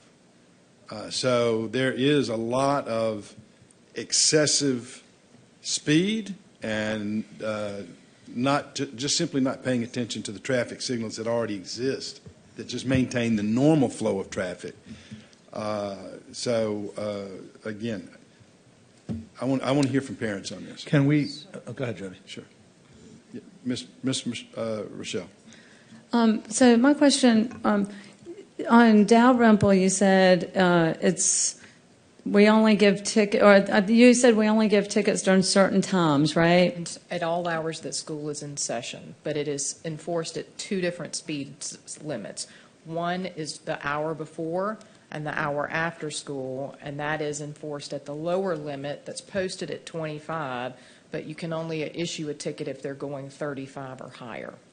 The remainder of the time that school is in session, Monday through Friday, it is at 35, but it's actually only issuing a ticket if they're going 45 or higher. And do we know what the speed limit is? 25 on and Dalrymple? 35. On Dalrymple, it's 25? During school in session, during that segment, During the morning and the Okay. afternoon. But when this flashing light isn't on, 35. it's 35. Correct. So, but we're saying we're giving someone a ticket if they're doing 35. No. 45. Okay. Okay. Thank you. Mayor and Council, if y'all are, and I think this is what you want to hear, we're going to go ahead and get additional signage done, but I'm going to ask Chief DeSimone to bring Lieutenant Sheffield to our next work session to give an update on exactly the practical application of what is happening, what PD is hearing, and what the reality is, if that suits everybody. That's good. Can we provide any relief on these? Because we did a warning period, so we obviously had the flexibility to do the warning. Can we go back and, can everybody get a one-time warning? I don't know. Can the mayor sign a pardon? Can he do a mass pardon? An amnesty. An amnesty? There's no mechanism. I don't think that's in the charter. There's no mechanism to legislate a pardon. Is there a way to, again, come back to I have less sympathy for somebody that's, first of all, once the sign is improved. I mean, I think we all agree that a lot of these tickets, the repeat offenders, you start losing sympathy every time they've gotten a second or a third or a fourth, right? I mean, but the first-time offenders under a system where the signage just hasn't been good, it just rubs me wrong, right? Because they're speeding. We know everybody is speeding everywhere. What did you say, Dan? There's two kinds of speeders. There's the caught and the uncaught. I think that's what you said and earlier, which was probably pretty true and applies to most of us. Is there a way to go back and deal with these first-time offenders after the fact? I have less sympathy for the repeat offenders, and I have no sympathy for the person running red lights, speeding at large. I mean, we do have to stop them. We have to stop it everywhere, especially around school zones. So this is a function of due process. And I think what a lot of us people are hearing is, look, I didn't know. Yes, everybody speeds anyway, but the difference here is there's a camera. That's the difference. And they're being caught with a camera.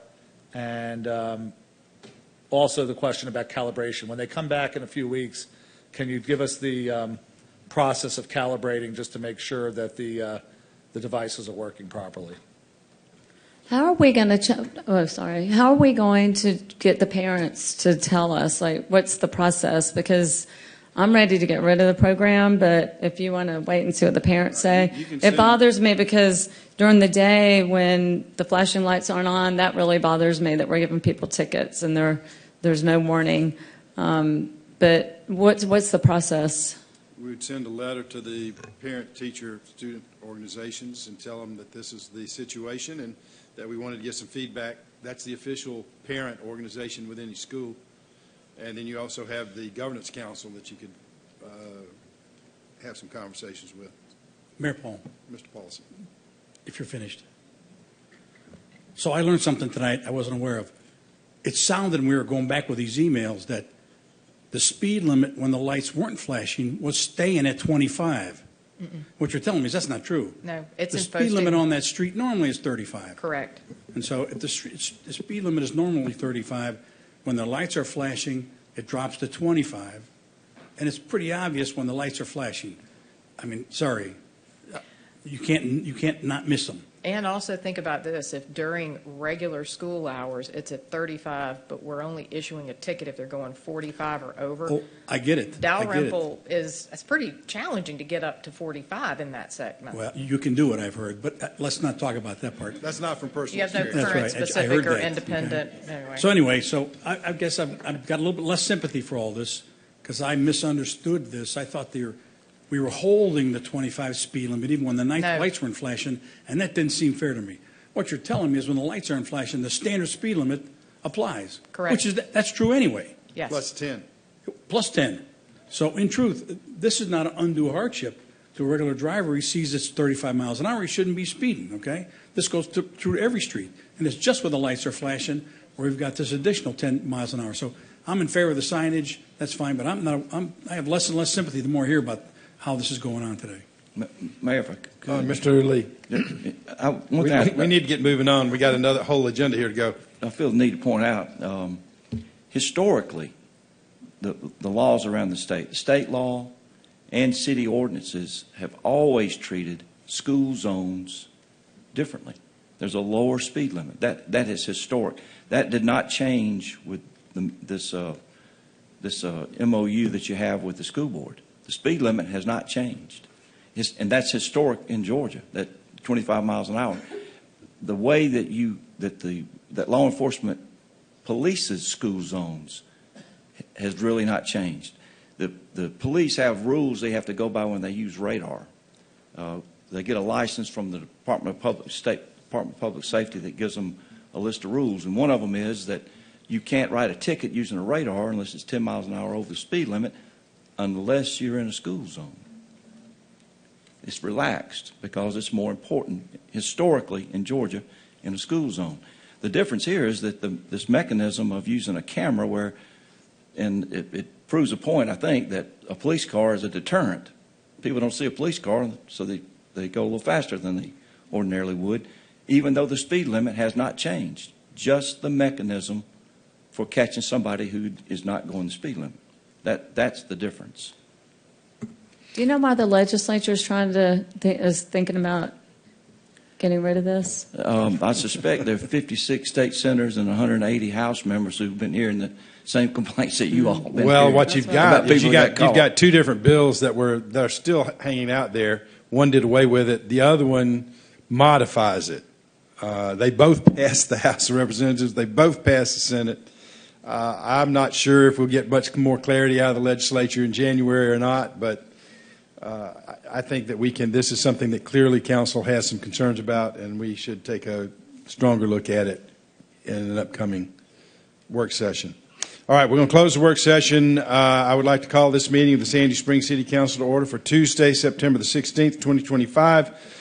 Will the city clerk please make the announcements and call the roll? Good evening, Mayor and Council. Just a reminder to those in attendance to silence all cell phones and other electronic devices. Individuals who would like to provide a public comment at a city council meeting are required to complete and submit those public comment cards in advance of the meeting. Public comment cards are always available online and at the chamber entrance. Just a reminder, those who are providing public comment may be allotted up to 3 minutes to speak on their single chosen topic. As I call roll, please confirm your attendance. Mayor Rusty Paul. Present. Councilmember John Paulson. Councilmember Melody Kelly. Councilmember Melissa Mueller. Here. Councilmember Jody Rochelle. Councilmember Tibby DiGiulio. Councilmember Andy Bauman. Please join me for the Pledge of Allegiance. I pledge allegiance to the flag of the United States of America and to the republic for which it stands, one nation, under God, indivisible, with liberty and justice for all. Madam Clerk, have we received any public comment cards? No, not this evening. What? Mr. Hold on. We need to have a moment of silence for that. All right. Is there a motion to approve the meeting agenda? Mr. DiGiulio. We have a motion by Mr. DiGiulio. Is there a second? Motion by Mr. DiGiulio, seconded by Mr. Paulson to approve the meeting agenda. Any discussion? Hearing none, we'll call the question. The question's on the meeting agenda. All in favor of the motion say aye. Aye. Opposed, no. The agenda is approved. Is there a motion to approve the consent agenda? Mayor Paul. Ms. I move Rochelle. approval of the consent agenda for September 16th. Is there a second? Second. Motion by Ms. Rochelle, seconded by Ms. Mueller, that we approve the consent agenda. Any discussion? Hearing none, we'll call the question. The question's on approval of the consent agenda. All in favor of the motion say aye. Aye. Opposed, no. The consent agenda is approved. Move it to public hearings. Will the clerk please read the first item? Mayor, if I may begin by reading the rules to our public hearing this evening. Yes, you may. The applicant and all those speaking in support of an application will be allowed a total time of 10 minutes to present the application. The applicant may choose to save some time for rebuttal following the presentation by the opposition. The opposition will be allowed a total of 10 minutes to present its position. The applicant will be allowed to make closing remarks, provided time remains from the original allotted time. City staff will keep track of the time for both sides. Those who speak will be taken in order that the speaker cards were received by the city clerk's staff prior to the beginning of the meeting. All speakers will need to identify themselves by name, address, and organization, if applicable, before beginning their presentation. And finally, no materials should be submitted to the council during the meeting unless you're requested to do so.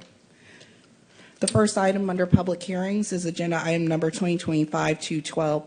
This is consideration of a resolution to approve the 2024 Community Development Block Grant Consolidated Annual Performance and Evaluation Report, presented by Planning and Zoning Manager Michelle McIntosh Ross. Ms. McIntosh Ross. Yes, good evening, Mayor and City Council. Tonight before you is a resolution for your consideration to adopt the Consolidated Annual Performance and Evaluation Report, also known as the CAPER. The CAPER is a compilation of the project activities and accomplishments associated with the city's CDBG program over the previous fiscal year. This is a required report for the city's continued participation in the program. Staff prepared the 2024 CAPER accordingly for submission to the Department of Housing and Urban Development. As you know, the funds received from the CDBG program have been designated to design and construct public facilities That is sidewalks along Roswell Road to benefit low to moderate income persons in the community, which meets the program's national objective. In summary, the progress of the projects during the reporting period has been in accordance with the goals of the 2024 Annual Action Plan. And the draft 2024 CAPA was available for public review since July 15th, and now we have a resolution for your consideration to adopt and submit the 2024 CAPA to the U.S. Department of Housing and Community Development. The staff recommends approval of this item. All right. Do we have any public comment cards? No. We'll close the public hearing. You've heard the report of the Planning and Zoning Manager. What's the desire of council? Mayor Paul. Mr. Baumann. I move adoption of Agenda Item 2025-212, request to approve 2024 CDBG Annual Performance and Evaluation Report. Motion by Mr. Baumann. Is there a second? Motion by Mr. Baumann, seconded by Ms. Rochelle, that we approve Agenda Item 2025-212, a resolution approving the 2024 Community Development Block Grant Consolidated Annual Performance and Evaluation Report. Any discussion? Hearing none, we'll call the question. The question's on Agenda Item 2025-212, the 2024 Community Development Block Grant Consolidated Annual Performance and Evaluation Report. All in favor of the motion, say aye. Aye. Opposed, no. Item is approved. Clerk, will please read the next item. This is agenda item number 2025-213. This is RZ 25-2 regarding 9755 Roberts Drive. Consideration of an ordinance to rezone the property at 9755 Roberts Drive. That's parcel ID number 06036700010011 or 11 from RE1, that's residential detached 1 acre minimum lot size, to RD 7.5, that's residential detached 7,500 square feet minimum lot size zoning district. Again, presented by Planning and Zoning Manager Michelle McIntosh Ross. Ms. McIntosh Ross. Yes, good evening again. I'm here to present RZ-25-2, a request for a zoning map amendment rezoning to rezone the property identified as 9755 Roberts Drive from RE1 to RD 7.5. The planning staff recommends approval with conditions, and the planning commission recommends approval with conditions. The property has a protected neighborhood character area. It is currently zoned RE1, and you can see the aerial to the right showing the Chattahoochee River to the north and Roswell Road Bridge just northwest of the property. The property is highlighted in blue teal. The existing development on the site is a 1960s single-family detached house that has been vacant for several years. The existing survey shows the 1.72 acre parcel with the home site and the driveway off Roberts Drive, which is south of the map, and Roswell Road is to the left or the west of the map there. The property is flanked by the Chattahoochee River to the north, Roswell Road to the west, as well as an office mixed-use development at 9040 Roswell Road. To the east is a single-family residence zoned RE1, and to the south is Roberts Drive and a commercial mixed-use development, the Mary Hall Freedom Village. The property's driveway slopes up from Roberts Drive and begin to level at the house site. There's some noticeable overgrowth of vegetation on the property, and as you can see in the picture on the top left is an abandoned boat docked on the Chattahoochee River. The applicant proposes to divide the 1.72 acre parcel into 3 separate lots to build 3 single-unit detached homes with a proposed zoning of RD 7.5, which has a minimum lot size of 7,500 square feet. We color-coded each lot to help distinguish the 3. Each lot will exceed the 7,500 square feet, with the smallest lot being 17,000 square feet and the largest being 39,000 square feet. The access to the lots from Roberts Drive shows a single driveway to serve all 3 lots. Therefore, there will be no increase in the number of curb cuts along Roberts Drive. We did another proposed development site map here showing all of the encumbrances on the sites. This is all for illustrative purposes. So the yellow highlight is the sanitary sewer easement by Fulton County. The blue shading shows the stream buffers on site. There's also a river buffer, which is in the bright green color right there. And the red line going across is the floodplain. And that black line that is in the corner left is the demarcation of the Metropolitan River Protection Act category line. So that's all that stuff on the map, which, as you can see, the home sites are really just exactly where it could go, nowhere else. All right. In recommending approval, here are considerations. The proposal aligns with the next 10 as it maintains the protected neighborhood character area and maintains single-unit detached residential living and neighborhood character, while also increasing the for-sale housing supply and range of housing choices in the city. Staff recommends approval with conditions of RZ 25-2 to rezone 9755 Roberts Drive from RE1 to RD 7.5 with the following conditions: that there are a maximum of 3 residential lots subdivided at tax parcel 06036700010011. Number 2, that all 3 lots shall be served by 1 access point from Roberts Drive at the most suitable location to be determined by the city engineer. And 3, that the property owner shall ensure compliance with planned city projects, including the dedication of any required rights-of-way or easements, and that this verbiage be included in any plat for the property.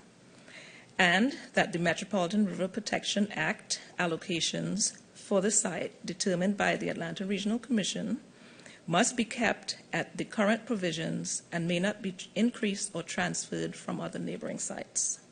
And that is my presentation. All right. Do we have any public comment cards? I'm sure we have an applicant whom we just propose or to present. Yep, we've received 3 public comment cards. The first is from Brad, in support. The first is from Brad Rifle, the applicant, who will be followed by Rhonda Smith and Don Huffner. All right. The applicant, you've got 10 minutes.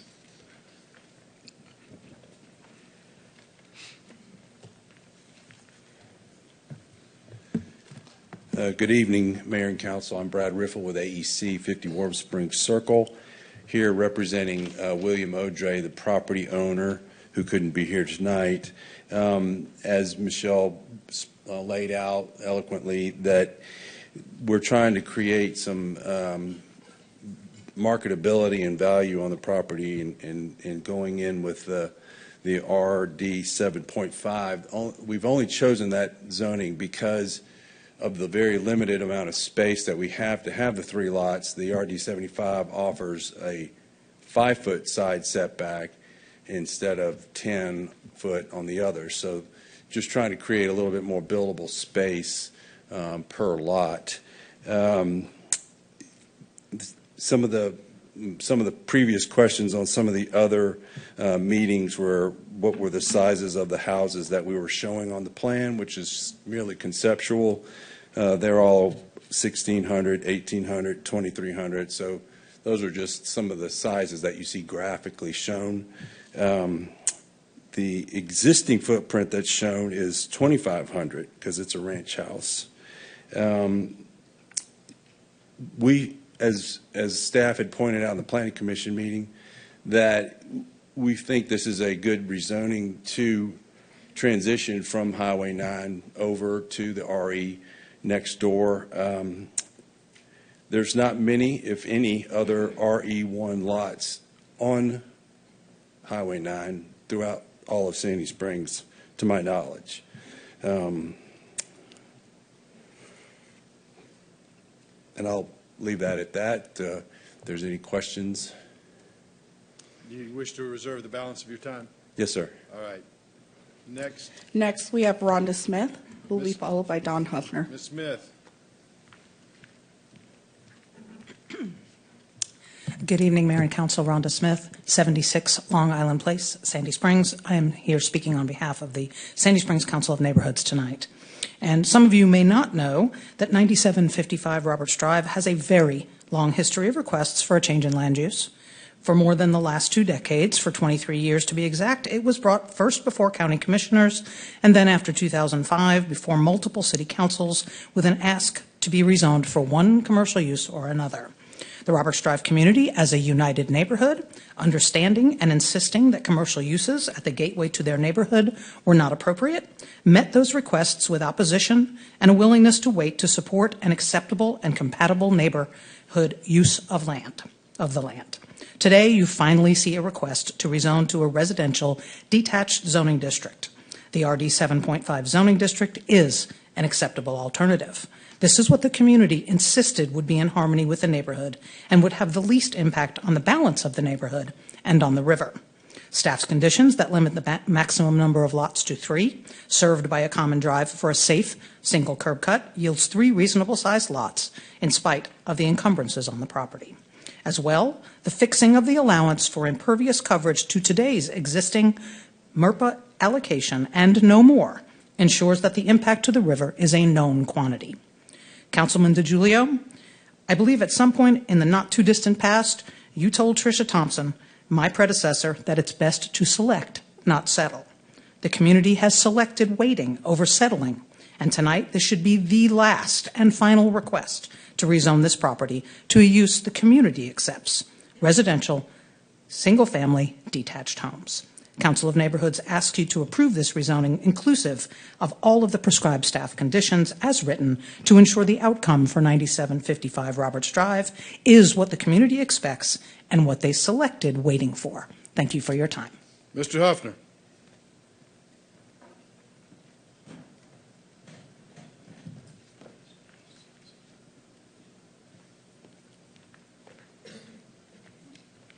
Good evening. Don Huffner, 9725 Roberts Drive, the property adjacent to the subject property, and representing the Roberts Drive Homeowners Coalition.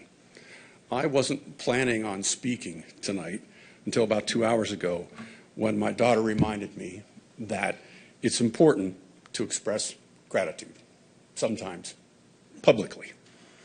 My neighbors and I support this rezoning because it's residential in nature.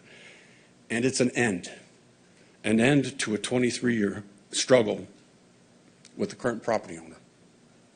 For over 2 decades, we've worked to protect the character of our beautiful tree-lined riverfront neighborhood. Tonight represents the conclusion of a long and difficult chapter. Therefore, on behalf of my family, my neighbors, and myself, I simply want to say thank you. Thank you to the Council of Neighborhoods, especially President Rhonda Smith and her predecessor, Tricia Thompson. They have worked with us for countless years, and we appreciate their support. Thank you, Mayor Paul.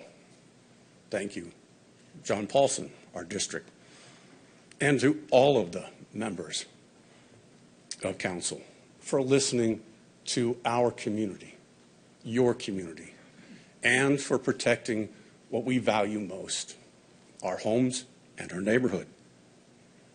With that, we hope that going forward, our neighborhood can return to being the peaceful, quiet place on the north end it's always been and we cherish. I thank you. Thank you. Does the applicant have any closing remarks? No, I do not, and I greatly appreciate what they have previously said, so thank you. All right, we will close the public hearing. You've heard the report of the planning and zoning manager. What's the desire of council? Mayor Paul. Mr. Paulson. I move approval of agenda item 2025-213, ordinance to rezone the property at 9755 Roberts Drive, parcel 06-0367-000-10011 from RE1, residential detached, to RD 7.5, 7,500 square feet minimum lot size, zoning distance, with the staff's recommended conditions. And I have an additional condition I'm adding on here. Applicant, this additional condition is that The boat that's docked there that looks like it's on its last legs needs to be removed, and a condition of any permits being issued for this project going forward, that boat's got to be out of there before any permits are issued. And I know it's not your boat, but it needs to go. So that's the 5th condition for this. I'm looking forward to having this project go forward, and that's my motion. All right. Any comments? No, Okay, we accept that. that. Okay. We accept that. All right, Mr. Paulson's motion, is there a second? Motion by Mr. Paulson, seconded by Mr. DiGiulio, that we approve agenda item 2025-213, an ordinance rezoning the property at 9755 Roberts Drive from RE1 to RD 75 with the staff conditions plus the 5th condition that the boat currently docked on the shore be removed before any permitting is authorized. Any further discussion? Mayor Paul, real quick. I was probably on council 60 days when I was approached about this project. And being naive, I thought, that's interesting. I went to Diane Freeze and I said, tell me about this project. And she, anyway, so she'd been dealing with it for a couple of years. This has been it's an unfortunate situation with the current owner. Kept trying to do things. It just couldn't get any traction. So I'm pleased that we got to this point. I think this is a good solution, and I think it's a good use of this property. And I just want to say, after 16 years of dealing with this, I'm happy that this is coming to a conclusion. This is probably the longest running zoning case in American history. Any other discussion? All right, hearing none, we'll call the question. The question is on agenda item 2025-213, an ordinance rezoning the property at 9755 Roberts Drive from RE1 to RD 75. All in favor of the motion say aye. Aye. Opposed, no. The item is approved. The clerk will please read the next item. This is agenda item number 2025-214. That's TA 25-2. Consideration of an ordinance to amend the development code presented by Planning and Zoning Manager Michelle McIntosh Ross. Ms. McIntosh Ross. Yes, it's my last item tonight, I promise. Here we have the TA-25-2. We have a few, or more than a few, edits to our zoning code for cleanup as well as some corrections. On July 15th, it was presented to a work session, and you advised us to move forward with that. We took it to Planning Commission. Planning Commission recommended approval, and tonight we're bringing that recommendation of approval, and our senior planner, Matt Amspaugh, will quickly run you through the edits that are proposed. Mr. Amspaugh.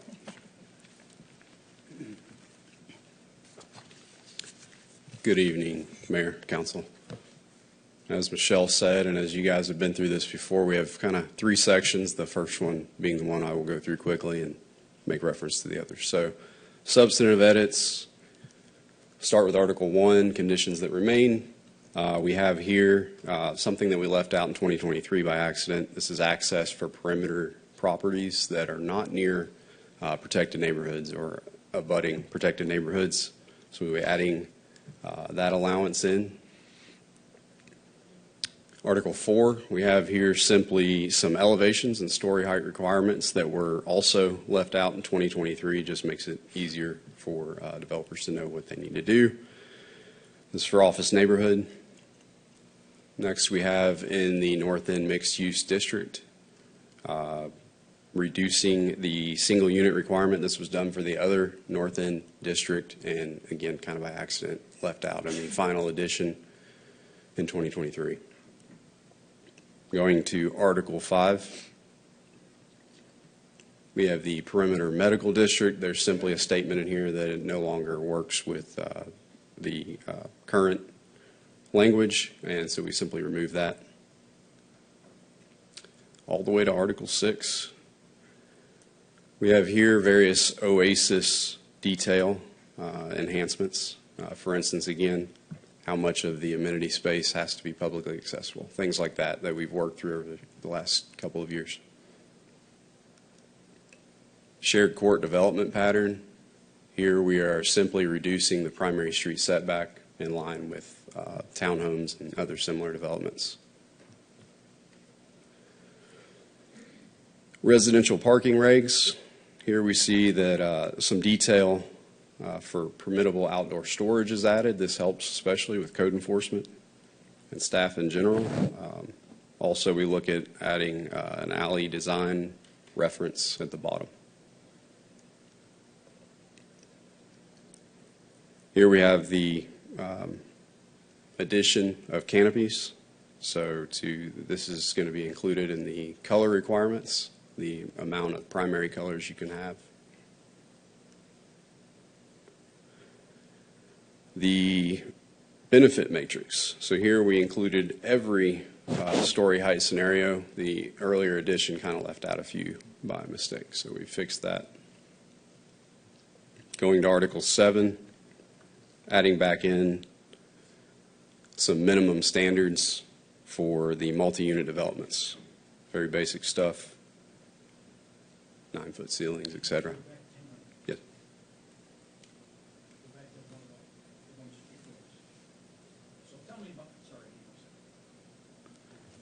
You guys confused me with this one. You say in item A, projects over 20 must have a minimum 16 square feet and a minimum height of 8 feet. And then in C, and then B, you say rooms in each unit shall have a minimum height of 9 foot. So is the minimum 8 feet? It's a minimum 9 feet. And this is a big deal, the difference between these two. So can you clarify where the 9 foot comes into play here in item B before we go any further? No, that's a great question I hadn't even thought of. Thankfully, in A, we're only talking about the storage unit component that's required. So it's kind of a different animal. The actual residential room is the 9 foot, the typical 9 foot ceiling. Oh, so A is just for storage? That's right, yeah. But a great question. I didn't even notice that it had 8. I mean, I'm familiar with that. All right, which means the multi-unit developments have to have 9 foot ceilings. That's correct, for the residential. For the residential. And obviously, the commercial component's much more than that. Okay, thanks. Thank you. So here we have ground level street frontage requirement. This is really clarification. This is something we work through with developers often. And over the months, we've kind of come up with maybe a little bit more clear way of expressing what the code requires. Here we have for cemeteries an accessory use, a funeral home. So pretty much any cemetery is going to go through a conditional use process. This would simply be an additional use that they could potentially have on their campus. Here we have clarifying language for regulating the placement of residential structures and yards. So this is something it doesn't really change what the rules are, it just makes it clear what they are. Article 8, district boundary buffers. This was left out in 2023. We removed it for the protected neighborhood, that fences are prohibited as being the wall, so to speak. Wall's still the standard, but now there is potential for fences in certain situations. And here we have monument signs. So we are removing a line of code that is a little bit confusing when in consideration of the other mentions of monument sign placement. So it's just unnecessary and confusing. In Article 9, we are adding back the industry standard for engineer stamps for retaining wall permits. Article 10. Here we are eliminating one trigger for new street requirements for the multi-unit type of development. And here we are fixing and making consistent the street standards for the shared court design pattern. Article 11, again, removing a line. This just makes this section consistent for signs with the rest of the development when you're talking about continuances. Beyond that, most of the other edits are just appeals. As you guys are familiar with, a lot of the decisions now for appeals are going to go to the Fulton County Superior Court. So there are several additional sections that needed some edits. And beyond that, it gets really boring, and housekeeping at it's really just grammatical, just bringing them to your attention. You feel free to look through those if you've not already. That is all I have. That is you guys right there. All right. You've heard the report of the senior planner and the planning and zoning manager. What's the desire of council? Mayor Paul. Oh, somebody else got it? Oh, this is a public hearing, isn't it? Yep, I'm sorry. Is there any public comment? No. All right, we'll close the public hearing. Heard the report of the planning and zoning manager and the senior planner. What's the desire of council? Mayor Paul. Mr. Paulson.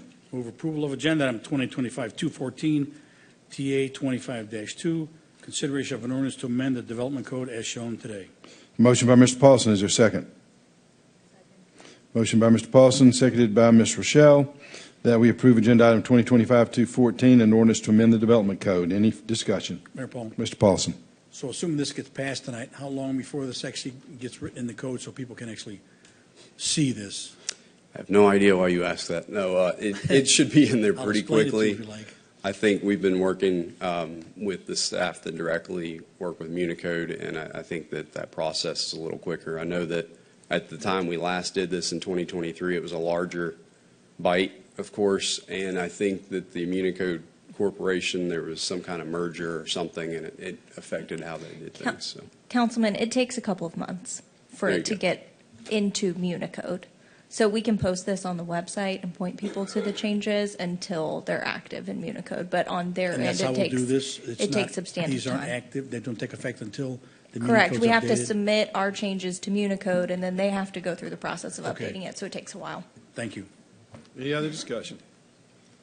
Well, if I may, so the code is active upon adoption. So My signature. assuming you approve it tonight, Yeah. we'll publish this in our Ord Bank as a pending codification for the document itself. That is, the editing is what takes a couple months to achieve.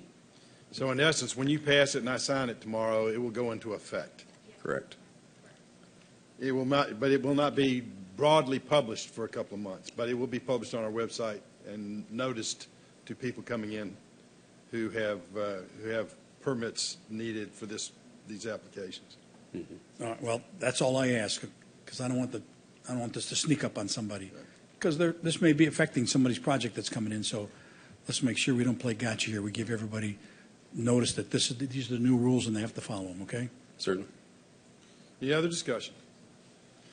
Hearing none, we'll call the question. The question is on agenda item 2025-214, an ordinance amending the development code. All in favor of the motion, say aye. Aye. Opposed, no. The item is approved. Moving to new business, the clerk will please read the first item.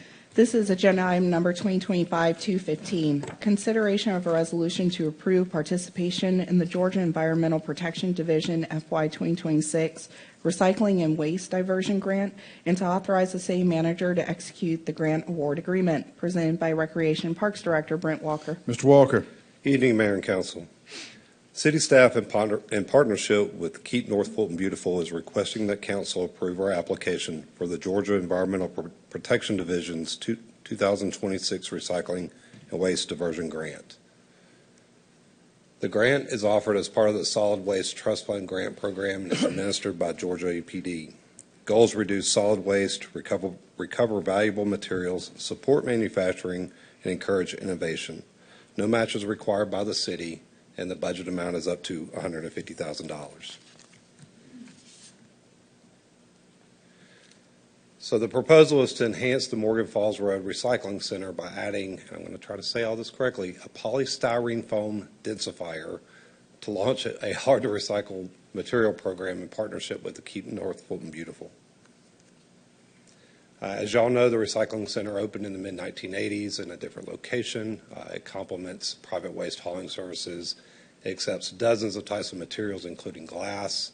2020 master plan indicated it needed about $1.5 million in improvements, and the city has overwhelming response in survey regarding to styrofoam recycling. So the proposed upgrades will be adding the polystyrene foam densifier and then constructing a protective awning over that piece of equipment, and also adding the electrical requirements to support that piece of equipment. So we recommend that council support the application to the RWD grant in partnership with KNFB. And Colleen Sanjuro is also here tonight. She is the new executive director of the facility to help answer any questions that y'all have.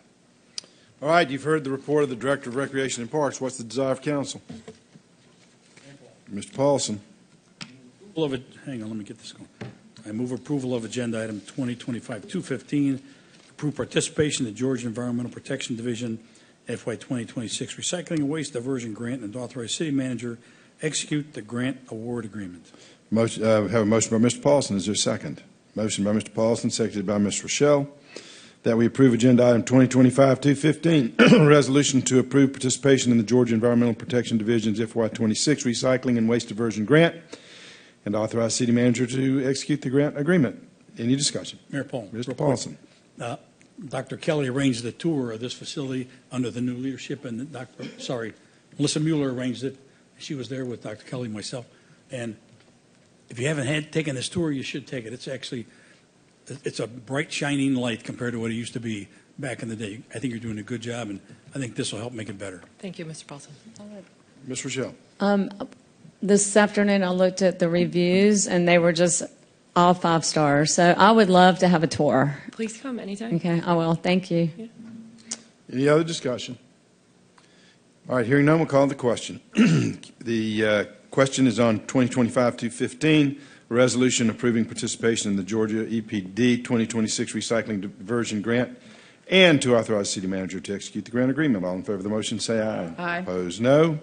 The item is approved. Clerk will please read the next item. Agenda item number 2025-216, consideration of a resolution to approve the purchase of environmental mitigation stream credits for the Hammond Drive Corridor Improvements Project and to authorize the city manager to purchase the credits, presented by Public Works Director Marty Martin. Mr. Martin. Mayor and council, good evening. Tonight I bring before you a recommendation to purchase environmental mitigation stream credits required as a part of the Hammond Drive Corridor Project, Project S2193, and also to ask that you authorize the city manager to purchase those credits. A little background, and along with me tonight I have the project design team, our staff in-house, Mr. Johnson, Ms. Stallings, as well as our senior consultant design lead from Gresham Smith, and our environmental consultant from Edwards Pittman, should you have any more detailed questions after I conclude my presentation to you. With the Hammond Drive Corridor Project, the project itself will impact some 616 linear feet of perennial stream channel and another 284 linear feet of intermittent stream channels associated with stormwater pipe improvements to construct the new and widened roadway, as you may recollect from concept plans presented previously. As such, the project must meet the permitting requirements outlined in Section 104 of the Clean Water Act, thus the requirement to secure environmental mitigation credits when more than 100 linear feet of stream is impacted. The extended impacts necessitates the purchase of credits, which can be purchased from approved mitigation banks, as you're familiar with some other projects where we pursued those environmental mitigation credits before. In this case, the calculated total number of stream mitigation credits required due to the impacts on these streams is some 7,144.65 stream mitigation credits at a cost per credit as located and available on the market currently at a cost of $325 per credit for a total purchase price, in this case, of $2,322,011. So with that, I bring before you tonight a recommendation to purchase these stream credits as located in the Soak River Mitigation Bank, as located by our staff and the consultants, and a recommendation for council to approve the purchase of those mitigation credits. You've heard the report of the Public Works Director. What's the desire of council? Mayor Paul. Ms. Mueller. I move that we approve agenda item 2025-216, the approval of a resolution to approve the purchase of environmental mitigation stream credits for the Hammond Drive Corridor Improvements Project and to authorize the city manager to purchase the credits. Motion by Ms. Mueller. Is there a second? Second. There's a motion by Ms. Mueller, seconded by Ms. Rochelle, that we approve agenda item 2025-216, the approval of the purchase of environmental mitigation stream credits for the Hammond Drive Corridor Improvement Project. Any discussion? I do. Ms. Mueller. So, Marty, on these streams, when we do the remediation, I mean, is it containing them and putting them inside and through pipes, or what is the plan for what was in the diagrams? All right. Effectively, what we're doing is as you're familiar with the project, we're adding 4 additional lanes in the area of Hammond that this project, we widen the roadway here. So the 2 existing lanes where we have pipe streams underneath them now, stream going from one side of the road to the other. Now we're adding yet another 4 lanes there, and so that's the nature, as you looked at, as you see from the diagram, of the additional piping associated with, in this case, encasing or piping the streams. And are there inspections from the Georgia Department of Environmental Resources when we do these things to make sure that they're being enclosed correctly?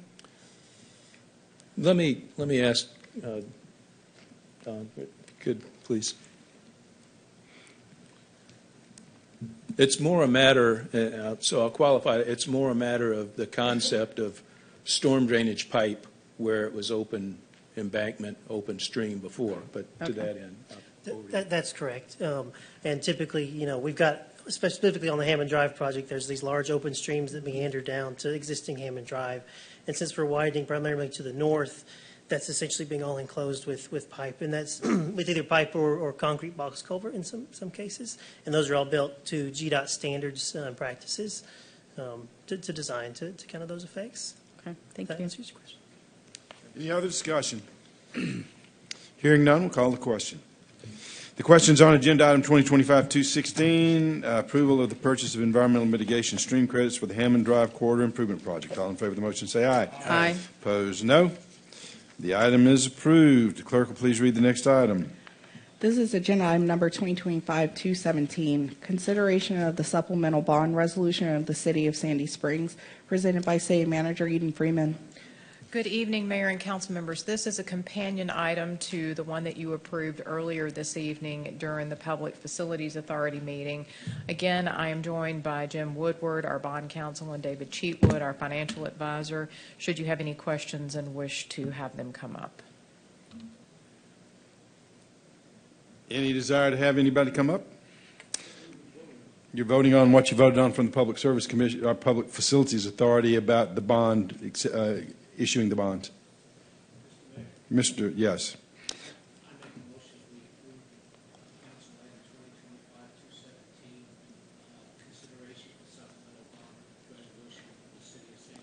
We have a motion by Mr. DiGiulio. Is there a second?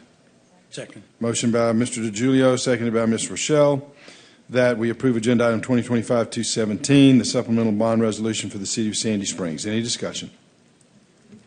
Hearing none, we'll call the question. The question's on agenda item 2025-217, approving the supplemental bond resolution for the City of Sandy Springs. All in favor of the motion say aye. Aye. Opposed, no. The item is approved. Moving to reports, we got some things coming up. We got the 20th anniversary gala coming up on October the 9th. If you haven't gotten your tickets for that, please do. It's going to be it's marking a rather important milestone in our city's history. We also have the Sandy Springs Wine Festival coming up also.